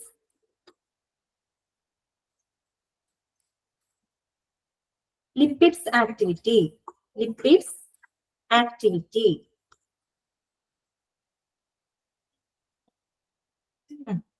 കിട്ടിയോ? ടൈപ്പ് ചെയ്ത് വിട്ടിട്ടുണ്ട് കേട്ടോ. ഒന്ന് വായിക്കാം. Test used to study presence or absence of enzymes, proteins, lipids, activity. മനസ്സിലായല്ലോ?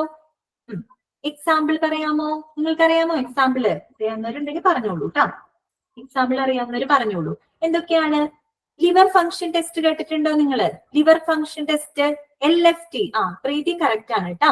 LFT പ്രീതി കറക്റ്റ് ആയിട്ട് കൊടുത്തേക്കുന്നത്. Creatinine test, LFT, sugar, blood proteins, bilirubin, cholesterol കേട്ടോ. ഈ ബിലിറൂബിൻ, കൊളസ്ട്രോൾ ഒക്കെ LFTക്ക് അകത്ത് പെടും കേട്ടോ. ലിവർ ഫംഗ്ഷൻ ടെസ്റ്റ് ആണ് എക്സാമ്പിൾ കേട്ടോ. ലിവർ ഫംഗ്ഷൻ ടെസ്റ്റ് ചെയ്ത് കഴിഞ്ഞാല് നമുക്ക് ഈ പറഞ്ഞ ബിലിറൂബിന്റെ അളവ് നമുക്ക് അറിയാനായിട്ട് പറ്റും കേട്ടോ. അതുപോലെ തന്നെ ഈ പറഞ്ഞ ബ്ലഡ് ഷുഗർ കറക്റ്റ് ആണ് കേട്ടോ.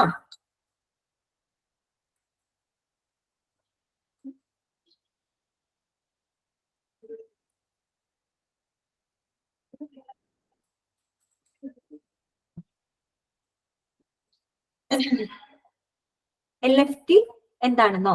ലിവർ ഫംഗ്ഷൻ ടെസ്റ്റ് കേട്ടോ. ശ്രുതി, LFT എന്ന് പറഞ്ഞാല് ലിവർ ഫംഗ്ഷൻ ടെസ്റ്റ്. LFT അതിന് കുറച്ചും കൂടി ചാർജ് കൂടുതലാണ് ആ ടെസ്റ്റിന്. ലിപ്പിഡ് ടെസ്റ്റ് എന്നൊക്കെ പറയും, ലിപ്പിഡ് ടെസ്റ്റ്. അതായത് നമ്മുടെ കരളിന്റെ പ്രവർത്തനം അറിയാൻ വേണ്ടിയിട്ടാണ്. ഈ LFT ടെസ്റ്റ് ചെയ്ത് കഴിയുമ്പോൾ അതിനകത്ത് ഈ പറഞ്ഞ ബിലിറൂബിൻസിന്റെ അളവ്, ബിലിവെർഡിൻസിന്റെ അളവ്, പിന്നെ നമുക്ക് ഫാറ്റി ലിവർ ഉണ്ടോ അതൊക്കെ അറിയാൻ പറ്റും. SGPT, SGOT അങ്ങനെയുള്ള സാധനങ്ങളൊക്കെ ഉണ്ട് അതിനകത്ത്. അതിന്റെയൊക്കെ ലെവൽ അറിയാൻ പറ്റും. ഈ SGPT, SGOT ഒക്കെ കൂടിക്കഴിഞ്ഞാൽ ഇത് വരും, എന്താണ് മറ്റേ ഫാറ്റി ലിവർ, അത് വരും. ആ ടെസ്റ്റിന് കുറച്ചും കൂടെ പൈസ കൂടുതലാണ് LFT ടെസ്റ്റിന്. തൈറോയിഡ് ടെസ്റ്റ് കറക്റ്റ് ആണ്. തൈറോയിഡ് അടുത്തതിൽ വരും കേട്ടോ, ഹോർമോണൽ അസൈസിൽ വരുന്നതാണ് കേട്ടോ ജ്യൂസ്ന. അതേ മോളറിൻഷ, മഞ്ഞപ്പിത്തം കരളിനെ ബാധിക്കുന്ന ബിലിറൂബിന്റെ അളവ് കൂടുതലുണ്ടെങ്കിൽ നോക്കണം, ചിലപ്പോൾ മഞ്ഞപ്പിത്തത്തിന്റെ എന്തെങ്കിലും ഇതുണ്ടാവും. അപ്പൊ അതൊക്കെ ഈ ബിലിറൂബിൻ ടെസ്റ്റ് ഒക്കെ വരുന്നത് LFTക്ക് അത് തന്നെയാണ് കേട്ടോ. ടോട്ടൽ തന്നെ LFT എന്നാ പറയാം, ലിവർ ഫംഗ്ഷൻ ടെസ്റ്റ് കേട്ടോ. ജോസ്ന തൈറോയിഡ് ടെസ്റ്റ് അടുത്തതിൽ വരും കേട്ടോ എക്സാമ്പിൾ ആയിട്ട്. കിട്ടിയില്ല? അപ്പോ ബയോ കെമിക്കൽ അനാലിസിസ് എന്തിനു വേണ്ടിയിട്ടാണ് യൂസ് ചെയ്യുന്നത് പറഞ്ഞത്? Used to study the presence or absence of enzymes, proteins, lipids activity കേട്ടോ. എക്സാമ്പിൾ നമ്മൾ പറഞ്ഞത് ലിവർ ഫംഗ്ഷൻ ടെസ്റ്റ് എക്സാമ്പിൾ ആണ്. ലിപ്പിഡ്സ് ആക്ടിവിറ്റി എന്താണ്? ലിപ്പിഡ്സ് ആക്ടിവിറ്റി എന്ന് പറയുമ്പോൾ നമ്മുടെ ശരീരത്തിൽ ലിപ്പിഡ്സ് ഉണ്ട്, ലിപ്പിഡ്സ് ഉണ്ട്. അതെന്താണെന്ന് വെച്ചാൽ ഞാൻ എന്താ പറയാ, കൊഴുപ്പ് പോലെയുള്ള സംഭവങ്ങളില്ലേ ലിപ്പിഡ്സ്, അതാണ് liver function test. Lipid test എന്നും പറയാറുണ്ട്, ലിവർ ഫംഗ്ഷൻ ടെസ്റ്റ് ഉണ്ടല്ലോ അത്. അടുത്തതാണ് ഹോർമോണൽ അസൈസ് കേട്ടോ. രണ്ടാമത്തതാണ് ഹോർമോണൽ അസൈസ്. ഈ അസേ എന്ന വാക്കിനർത്ഥം വിലയിരുത്തുക എന്നാണ് കേട്ടോ. ASS ഇല്ലേ, അസൈ മീൻസ് വിലയിരുത്തുക. അത് ഹോർമോണൽ അസൈ എന്ന് പറഞ്ഞാൽ എന്തായിരിക്കും അവിടെ ചെയ്യുന്നുണ്ടാവാം? എന്തിനുള്ള ടെസ്റ്റ് ആയിരിക്കും? Used to confirm the hormonal abnormalities അല്ലെ, ഹോർമോണൽ അബ്നോർമാലിറ്റീസ് കണ്ടെത്താനുള്ള ടെസ്റ്റുകളായിരിക്കും അല്ലെ ഹോർമോണൽ അസൈസ്. പ്രത്യേകിച്ച് നമുക്ക് സ്ത്രീകൾക്ക് പ്രത്യേകിച്ച് അറിയാൻ പറ്റും, ഒരുപാട് ഹോർമോണൽ ഇംബാലൻസസ് മൂലം പലവിധ പ്രശ്നങ്ങളും നമുക്ക് വരാറുണ്ട് അല്ലെ. ലേഡീസിന് ഏറ്റവും കൂടുതൽ വരാറുണ്ട് ഹോർമോണൽ ഇഷ്യൂസ് മൂലം പലതും. ഇപ്പൊ ചില ആളുകൾ ഭയങ്കര തടിയൊക്കെ വെച്ചിരിക്കുന്ന കാണാം. അപ്പൊ നമ്മള് വിചാരിക്കും അവർ ഇത്ര ഭക്ഷണം കഴിച്ചിട്ടാണ്, ചിലപ്പോൾ ഭക്ഷണം കഴിച്ചിട്ടാവില്ല, അവരുടെ ഹോർമോണൽ ഇഷ്യൂസ് കൊണ്ടായിരിക്കും അവരങ്ങനെ തടി വെച്ച് വരുന്നത് അല്ലെ. അതുപോലെ നേരത്തെ ആരാണ് പറഞ്ഞത്, ജോസ്നയല്ലേ പറഞ്ഞത്, തൈറോയിഡ്, അത് ഹോർമോണൽ TSH, തൈറോയിഡ് സ്റ്റിമുലേറ്റിംഗ് ഹോർമോണിന്റെ ഇഷ്യൂ മൂലം വരുന്നതാണ് തൈറോയിഡ് പ്രോബ്ലംസ്. ഈ തൈറോയിഡിന്റെ പ്രശ്നം കൊണ്ട് എത്ര ബുദ്ധിമുട്ടുകൾ വരുന്നുണ്ട്. ഹൈപ്പോ തൈറോയിഡിസം ഉണ്ട്, ഹൈപ്പർ തൈറോയിഡിസം ഉണ്ട്. തൈറോയിഡ് കുറഞ്ഞാലും പ്രശ്നമാണ്, കൂടിയാലും പ്രശ്നമാണ്. മുടി ഒരുപാട് നഷ്ടപ്പെടും, ചിലർ ഭയങ്കരമായിട്ട് വണ്ണം വെക്കും, ചിലർ ഭയങ്കരമായിട്ട് മെലിഞ്ഞൊക്കെ പോകും അല്ലെ. PCOD അത് എഴുതിക്കോളൂ കേട്ടോ. ഹോർമോണൽ അസേ എന്താണെന്നാണ് പറയുന്നത്, എഴുതിക്കോളൂ. എന്തിനുള്ള ടെസ്റ്റ് ആണ് അവിടെ നടത്തുന്നത്? Test used to confirm. ഇടയ്ക്ക് ക്യാപ്സ് ലോക്കും ഫുൾ ക്യാപിറ്റൽ ലെറ്റർ ഒക്കെ ആയിട്ട് വരുന്നുണ്ട്, അത് നിങ്ങളൊന്ന് തിരുത്തി എഴുതിയാൽ മതി, ചിലപ്പോൾ ടൈപ്പ് ചെയ്യുമ്പോഴേ മാറിപ്പോവാണ്. കൺഫേം എന്താണ്? ഹോർമോണൽ അബ്നോർമാലിറ്റീസ് കേട്ടോ.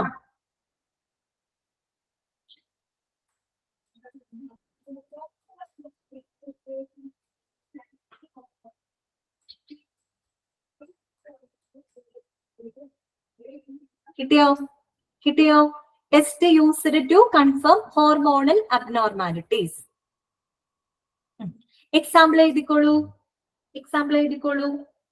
ആരാണ് ജോസ്ന പറഞ്ഞതൊക്കെ എഴുതിക്കോട്ടെ. തൈറോയിഡ് ടെസ്റ്റ് ഒക്കെ അതിന് നല്ലതാണ്. പിന്നെ ഒബിസിറ്റി കേട്ടോ. ഒബിസിറ്റി എന്ന് വെച്ചാല് പൊണ്ണത്തടീനെയാണ് ഒബിസിറ്റി എന്ന് പറയുന്നത്. അതുപോലെ തന്നെ മറ്റെന്താണ്, PCOD ഒക്കെ പറഞ്ഞില്ലേ, ഇപ്പോൾ PCOD, PCOS ഒക്കെ ഉണ്ട്. PCOS എന്ന് പറഞ്ഞു കഴിഞ്ഞാല് മറ്റേ ഒബിസിറ്റി കഴിഞ്ഞിട്ട് ഒരു കോമ കൊടുക്കണം കേട്ടോ. PCOSന്റെ ഫുൾ ഫോം എഴുതി വെച്ചോളൂ. എന്താണ്? പോളിസിസ്റ്റിക് ഒവേറിയൻ സിൻഡ്രം, അങ്ങനെയാണ്. പോളിസിസ്റ്റിക് വരില്ലേ? വരും പോളിസിസ്റ്റിക്.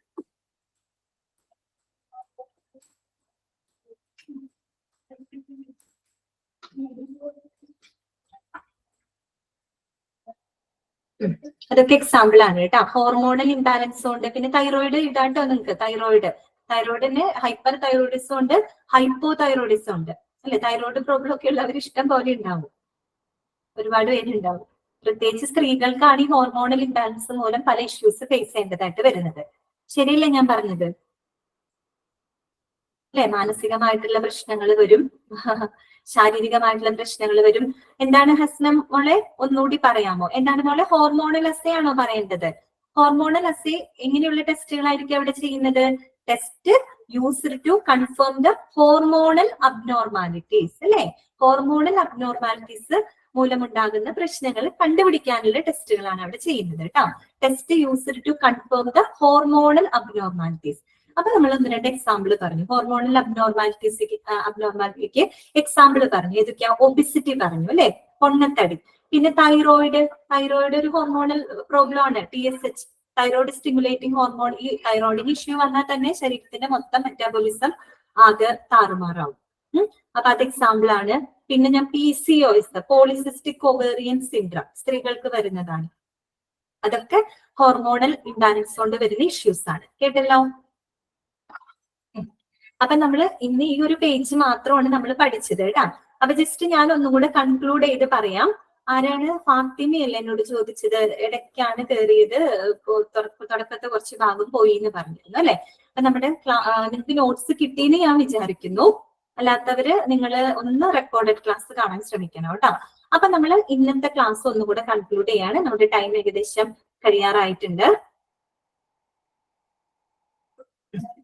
അപ്പോ ഫാത്തിമ ഒന്ന് ശ്രദ്ധിക്കട്ടെ മോളെ, ഇടയ്ക്കല്ലേ മോള് കയറിയത്? ഫാത്തിമയല്ലേ കുട്ടി ആണെന്ന് തോന്നുന്നു. അപ്പൊ നോക്ക്, നമ്മൾ ഇന്ന് പഠിച്ചത് ലബോറട്ടറി സർവീസ് ആണ് കേട്ടോ. ഇന്ന് നഫിയ വന്നില്ലേ? നഫിയ ഇല്ലേ ക്ലാസ്സില്? നഫിയ എന്ന് ലീവാന്ന് തോന്നുന്നു അല്ലെ? ഓക്കെ. അപ്പോ നമ്മുടെ ഇന്നത്തെ ക്ലാസ്സിൽ നമ്മൾ പറഞ്ഞത് ലബോറട്ടറി എന്താണ്? ക്ലിനിക്കൽ മൈക്രോബയോളജി മുതൽ ഒന്ന് പറയാമോ? പറയാം കേട്ടോ ജസ്മിനി. ഞാനൊന്ന് കൺക്ലൂഡ് ചെയ്ത് പറയാണ്. അപ്പൊ നമ്മൾ ഇന്ന് തുടങ്ങിയത് കുറച്ച് സ്പീഡിൽ പറയൂ കേട്ടോ. അതായത് ലബോറട്ടറി സർവീസ് എന്ന് പറയുന്ന, ലബോറട്ടറി സേവനങ്ങൾ എന്ന് പറയുന്ന ഒരു പുതിയ ചാപ്റ്റർ ആണ് നമ്മൾ ഇന്നത്തെ ക്ലാസ്സിൽ ഡിസ്കസ് ചെയ്തത്. അപ്പൊ ലാബ് എന്താന്ന് നമ്മൾ പറഞ്ഞു. പിന്നെ ഒരു ലാബിന്റെ ഏറ്റവും പ്രധാനപ്പെട്ട ഒബ്ജക്റ്റീവ് എന്ന് പറയുന്നത് അവരുടെ കസ്റ്റമേഴ്സിന് ഒരു എക്സാക്ട് റിസൾട്ട് കൊടുക്കുക എന്നുള്ളതാണ്. ഇതിനു വേണ്ടിയിട്ടാണ് കറക്റ്റ് ആയിട്ടുള്ള ഒരു ട്രീറ്റ്മെന്റ് നൽകാനായിട്ട്.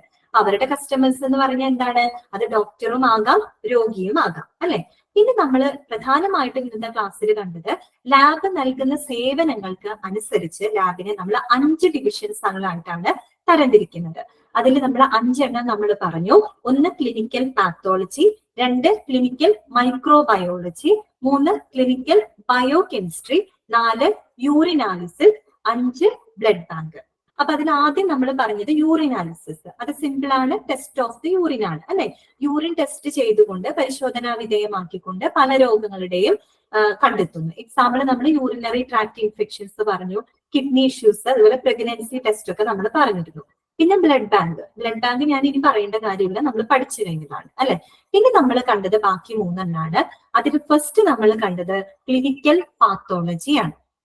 ക്ലിനിക്കൽ പാത്തോളജി എന്ന് പറഞ്ഞു കഴിഞ്ഞാല് പാത്തോളജി എന്താണെന്നറിയാലോ? സ്റ്റഡി ഓഫ് ഡിസീസസ് ആണ്, രോഗങ്ങളെ കുറിച്ചുള്ള പഠനമാണ്. അപ്പൊ ക്ലിനിക്കൽ പാത്തോളജി ലാബിനകത്ത് എന്താ ചെയ്യുന്നത്? ബ്ലഡ്, മറ്റു പല ബോഡി ഫ്ലൂയിഡ്സ് കളക്ട് ചെയ്തിട്ട് അതിനെ പരിശോധനാ വിധേയമാക്കിക്കൊണ്ട് പല രോഗങ്ങളും കണ്ടെത്തുന്നു, അല്ലെ? അപ്പൊ അതിന്റെ അണ്ടറിൽ വന്നതാണ് ഒന്ന് ഹെമറ്റോളജി, അല്ലെ? Study of blood and blood disorders, അല്ലെ?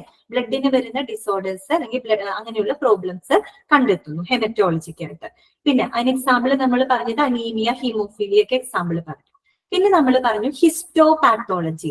അപ്പൊ ഹിസ്റ്റോപാത്തോളജി എന്ന് പറയുമ്പോൾ ആദ്യം ഹിസ്റ്റോളജി എന്താണെന്ന് അറിയണം. ഹിസ്റ്റോളജി എന്ന് പറഞ്ഞാൽ എന്താണ്? സ്റ്റഡി ഓഫ് ടിഷ്യൂസ് ആണ്, കലകള് കേട്ടോ. ടിഷ്യൂ എന്ന് വെച്ചാൽ കലകളെ കുറിച്ചുള്ള പഠനത്തിനെയാണ് ഹിസ്റ്റോളജി എന്ന് പറയുന്നത്. അപ്പൊ ഹിസ്റ്റോപാത്തോളജി എന്തായിരിക്കും? കലകൾക്ക് വരുന്ന പാത്തോളജി, അല്ലെ? ടിഷ്യൂസിന് വരുന്ന ഡിസീസുകളെ കുറിച്ചുള്ള പഠനമായിരിക്കും അവിടെ നടക്കുന്നുണ്ടാവാം. അതിന് എക്സാമ്പിൾ നമ്മൾ പറഞ്ഞത് ലെപ്രസി ആണ് പറഞ്ഞത്. ഓക്കെ. പിന്നെ നമ്മൾ കണ്ടു സൈറ്റോളജി. സൈറ്റോളജി എന്താണ്? സ്റ്റഡി ഓഫ് സെല്ലുകൾ, അതായത് കോശങ്ങളെ കുറിച്ചുള്ള പഠനമാണ്, അല്ലെ? മെയിൻ ആയിട്ട് എന്തിനാ ഉപയോഗിക്കുന്നത്? സ്ക്രീനിങ് ടെസ്റ്റ് ഫോർ ക്യാൻസറിന്റെ സ്ക്രീനിങ് ടെസ്റ്റിന് വേണ്ടിയിട്ട് ഉപയോഗിക്കുന്നു. പിന്നെ നമ്മൾ പറഞ്ഞു റൂട്ടീൻ പാത്തോളജി, അതായത് എന്താണ്, it gives the valuable information about the overall health അല്ലെ, ഒരു മനുഷ്യന്റെ ആരോഗ്യത്തെ കുറിച്ചുള്ള ഒരു ഓവറോൾ ആയിട്ടുള്ള ഇൻഫർമേഷൻ അല്ലെ, മൊത്തത്തിലുള്ള ഒരു ആരോഗ്യ വിവരത്തെ കുറിച്ച് നമുക്ക് എന്ത് ചെയ്യാൻ പറ്റുന്നുണ്ട്, അറിവ് ലഭിക്കുന്നുണ്ട്. റൂട്ടീൻ പാത്തോളജി എക്സാമ്പിൾ എന്ന് പറഞ്ഞത് CBC ആണ് കേട്ടോ, കംപ്ലീറ്റ് ബ്ലഡ് കൗണ്ട്. ക്ലിയർ ആയല്ലോ. അപ്പൊ ക്ലിനിക്കൽ പാത്തോളജിയുടെ അണ്ടറിൽ വരുന്നത് haematology, histopathology, cytology, routine pathology. മനസ്സിലായല്ലോ. പിന്നെ നമ്മൾ കണ്ടത് ക്ലിനിക്കൽ മൈക്രോബയോളജി ആണ്. അപ്പൊ നാം പറഞ്ഞു മൈക്രോ എന്ന് പറയുമ്പോൾ മൈക്രോ ഓർഗാനിസംസ് ആയിട്ട് കണക്ട് ചെയ്യണം.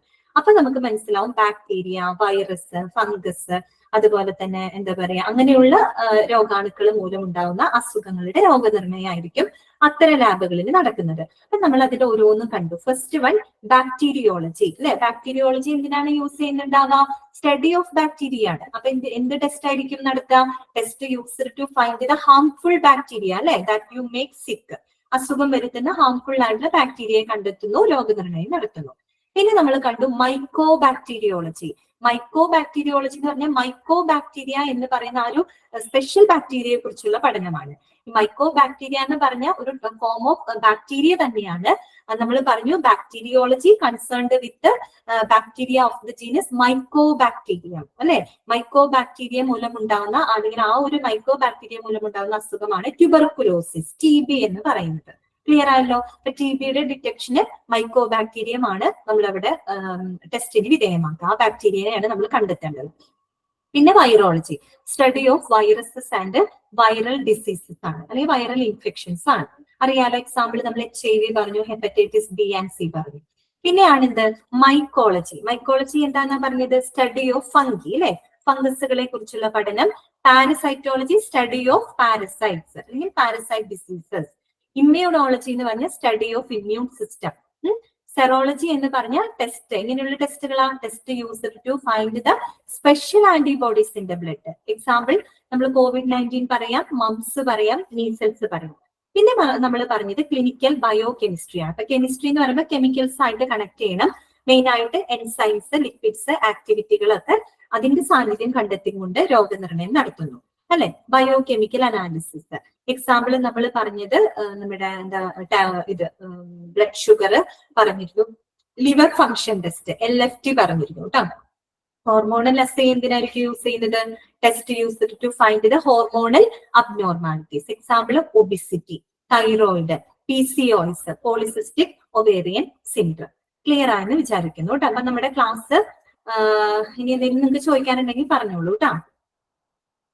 ഇത് മാത്രമേ നിങ്ങൾക്ക് എഴുതി തരാനുള്ളൂ ഇതിനകത്ത്. പറഞ്ഞോളൂ, ചോദിച്ചോളൂ. ക്ലിനിക്കൽ ബയോ കെമിസ്ട്രി ഒന്നുകൂടെ പറയുമോ? ക്ലിനിക്കൽ ബയോ കെമിസ്ട്രിക്കകത്ത് വരുന്നത് ബയോ കെമിക്കൽ അനാലിസിസും ഹോർമോണൽ അസയുമാണ്. ബയോ കെമിക്കൽ അനാലിസിസ് എന്ന് പറഞ്ഞു കഴിഞ്ഞാല് എന്തിനാണ്, നമ്മളുടെ രാസാഗ്നികളെ കുറിച്ച്, അതായത് test used to study the presence or absence of enzymes, രാസാഗ്നികൾ, പ്രോട്ടീൻസുകൾ, ലിപ്പിഡ്സ്, ആക്ടിവിറ്റീസ് കണ്ടുപിടിക്കാനായിട്ടാണ് കേട്ടോ. അപ്പൊ അത് കണ്ടുപിടിക്കുന്നതിലൂടെ പല രോഗങ്ങളെയും നമുക്ക് കണ്ടുപിടിക്കാനായിട്ട് സാധിക്കും. ക്ലിയർ ആയല്ലോ. ഹോർമോണൽ അസേ എന്ന് പറഞ്ഞാല് used to find out hormonal abnormalities. Assay എന്ന് പറഞ്ഞാൽ ഐശ്വര്യ വിലയിരുത്തുക എന്നാണ് കേട്ടോ. വിലയിരുത്തുക, assay, ASSAY means, assay means വിലയിരുത്തുക എന്നാണ് അർത്ഥം. കിട്ടിയില്ലോ. പിന്നെന്താണ്, ചോദിച്ചോളൂ കേട്ടോ. എന്തെങ്കിലും ഡൗട്ട് ഉണ്ടെങ്കിൽ ചോദിച്ചോളൂ. ക്ലാസ് വൈൻഡപ്പ് ചെയ്യാൻ ടൈമായി. എന്തെങ്കിലും ഡൗട്ട് ഉണ്ടെങ്കിൽ ചോദിച്ചോളൂ കേട്ടോ. ഒരു ഡൗട്ടും ഇല്ല. ക്ലിയർ ആണോ? ക്ലിയർ ആണോ? കുറെ പേരൊക്കെ പോയി അല്ലെ. ഓക്കെ. ജസ്മിനി പാരസൈറ്റോളജി അല്ലെ മോളെ. പാരസൈറ്റോളജി എന്ന് പറഞ്ഞാൽ സ്റ്റഡി ഓഫ് പാരസൈറ്റ്സ് കേട്ടോ. പരാതം, വിരകളില്ലേ മോളെ, വിര അങ്ങനത്തെ കുറിച്ചൊക്കെയുള്ള പഠനമാണ് പാരസൈറ്റോളജി. പരാതം എന്നാണ് പാരസൈറ്റിന്റെ കറക്റ്റ് മലയാളം. പാരസൈറ്റോളജി എന്ന് പറഞ്ഞാൽ സ്റ്റഡി ഓഫ് പാരസൈറ്റ്സ് ആണ് കേട്ടോ. പാരസൈറ്റ്സ്, ഈ പാരസൈറ്റ്സ് മൂലമാണ് നമുക്ക് ഡയേറിയ വരുന്നത്, വയറുവേദന, ലൂസ് ഓർ വാട്ടറി സ്റ്റൂൾസ്, വയറിളക്കമൊക്കെ വരില്ലേ, അതൊക്കെ പാരസൈറ്റ്സ് മൂലമാണ്. ജോഷ്നി, ഹെമറ്റോളജി എന്ന് പറഞ്ഞാൽ study of blood and blood disorders കേട്ടോ. Study of blood and blood disorders. ഇന്നിപ്പോ നമുക്ക് ഒരു ചാപ്റ്ററേ തീർന്നുള്ളൂ, കുറച്ച് നോട്ട്സ് എഴുതാനുണ്ടല്ലോ, അതുകൊണ്ടാണ് കേട്ടോ. ഇനിയുള്ളതിനൊന്നും ഇല്ല. ഇനിയുള്ളതൊക്കെ നമുക്ക് വായിച്ചു പോകാവുന്നേ ഉള്ളൂ. പക്ഷെ ഈ ടേമുകൾ ഇനി കേൾക്കുമ്പോൾ നിങ്ങളുടെ മനസ്സിലോട്ട് വരണം ഇതൊക്കെയാണെന്നുള്ളത്. ഓക്കെ ആണല്ലോ? അപ്പോ ക്ലിയർ ആയി അല്ലേ? അപ്പോ എല്ലാവരും ശരി. അപ്പൊ ഇനി ക്ലാസ് കാണാൻ പറ്റാത്തവര് ദയവേത് മറ്റേ റെക്കോർഡഡ് ക്ലാസ് കാണണം കേട്ടോ. റെക്കോർഡഡ് ക്ലാസ് കാണണം, ക്ലാസ് എന്തെങ്കിലും മിസ്സായി പോയിട്ടുണ്ടെങ്കിൽ. അപ്പൊ നമ്മൾ ഇന്നത്തെ ക്ലാസ് വൈൻഡപ്പ് ചെയ്യാണ്. Take care. Thank you. Thank you, ma'am. Thank you, ma'am. Thank you, ma'am.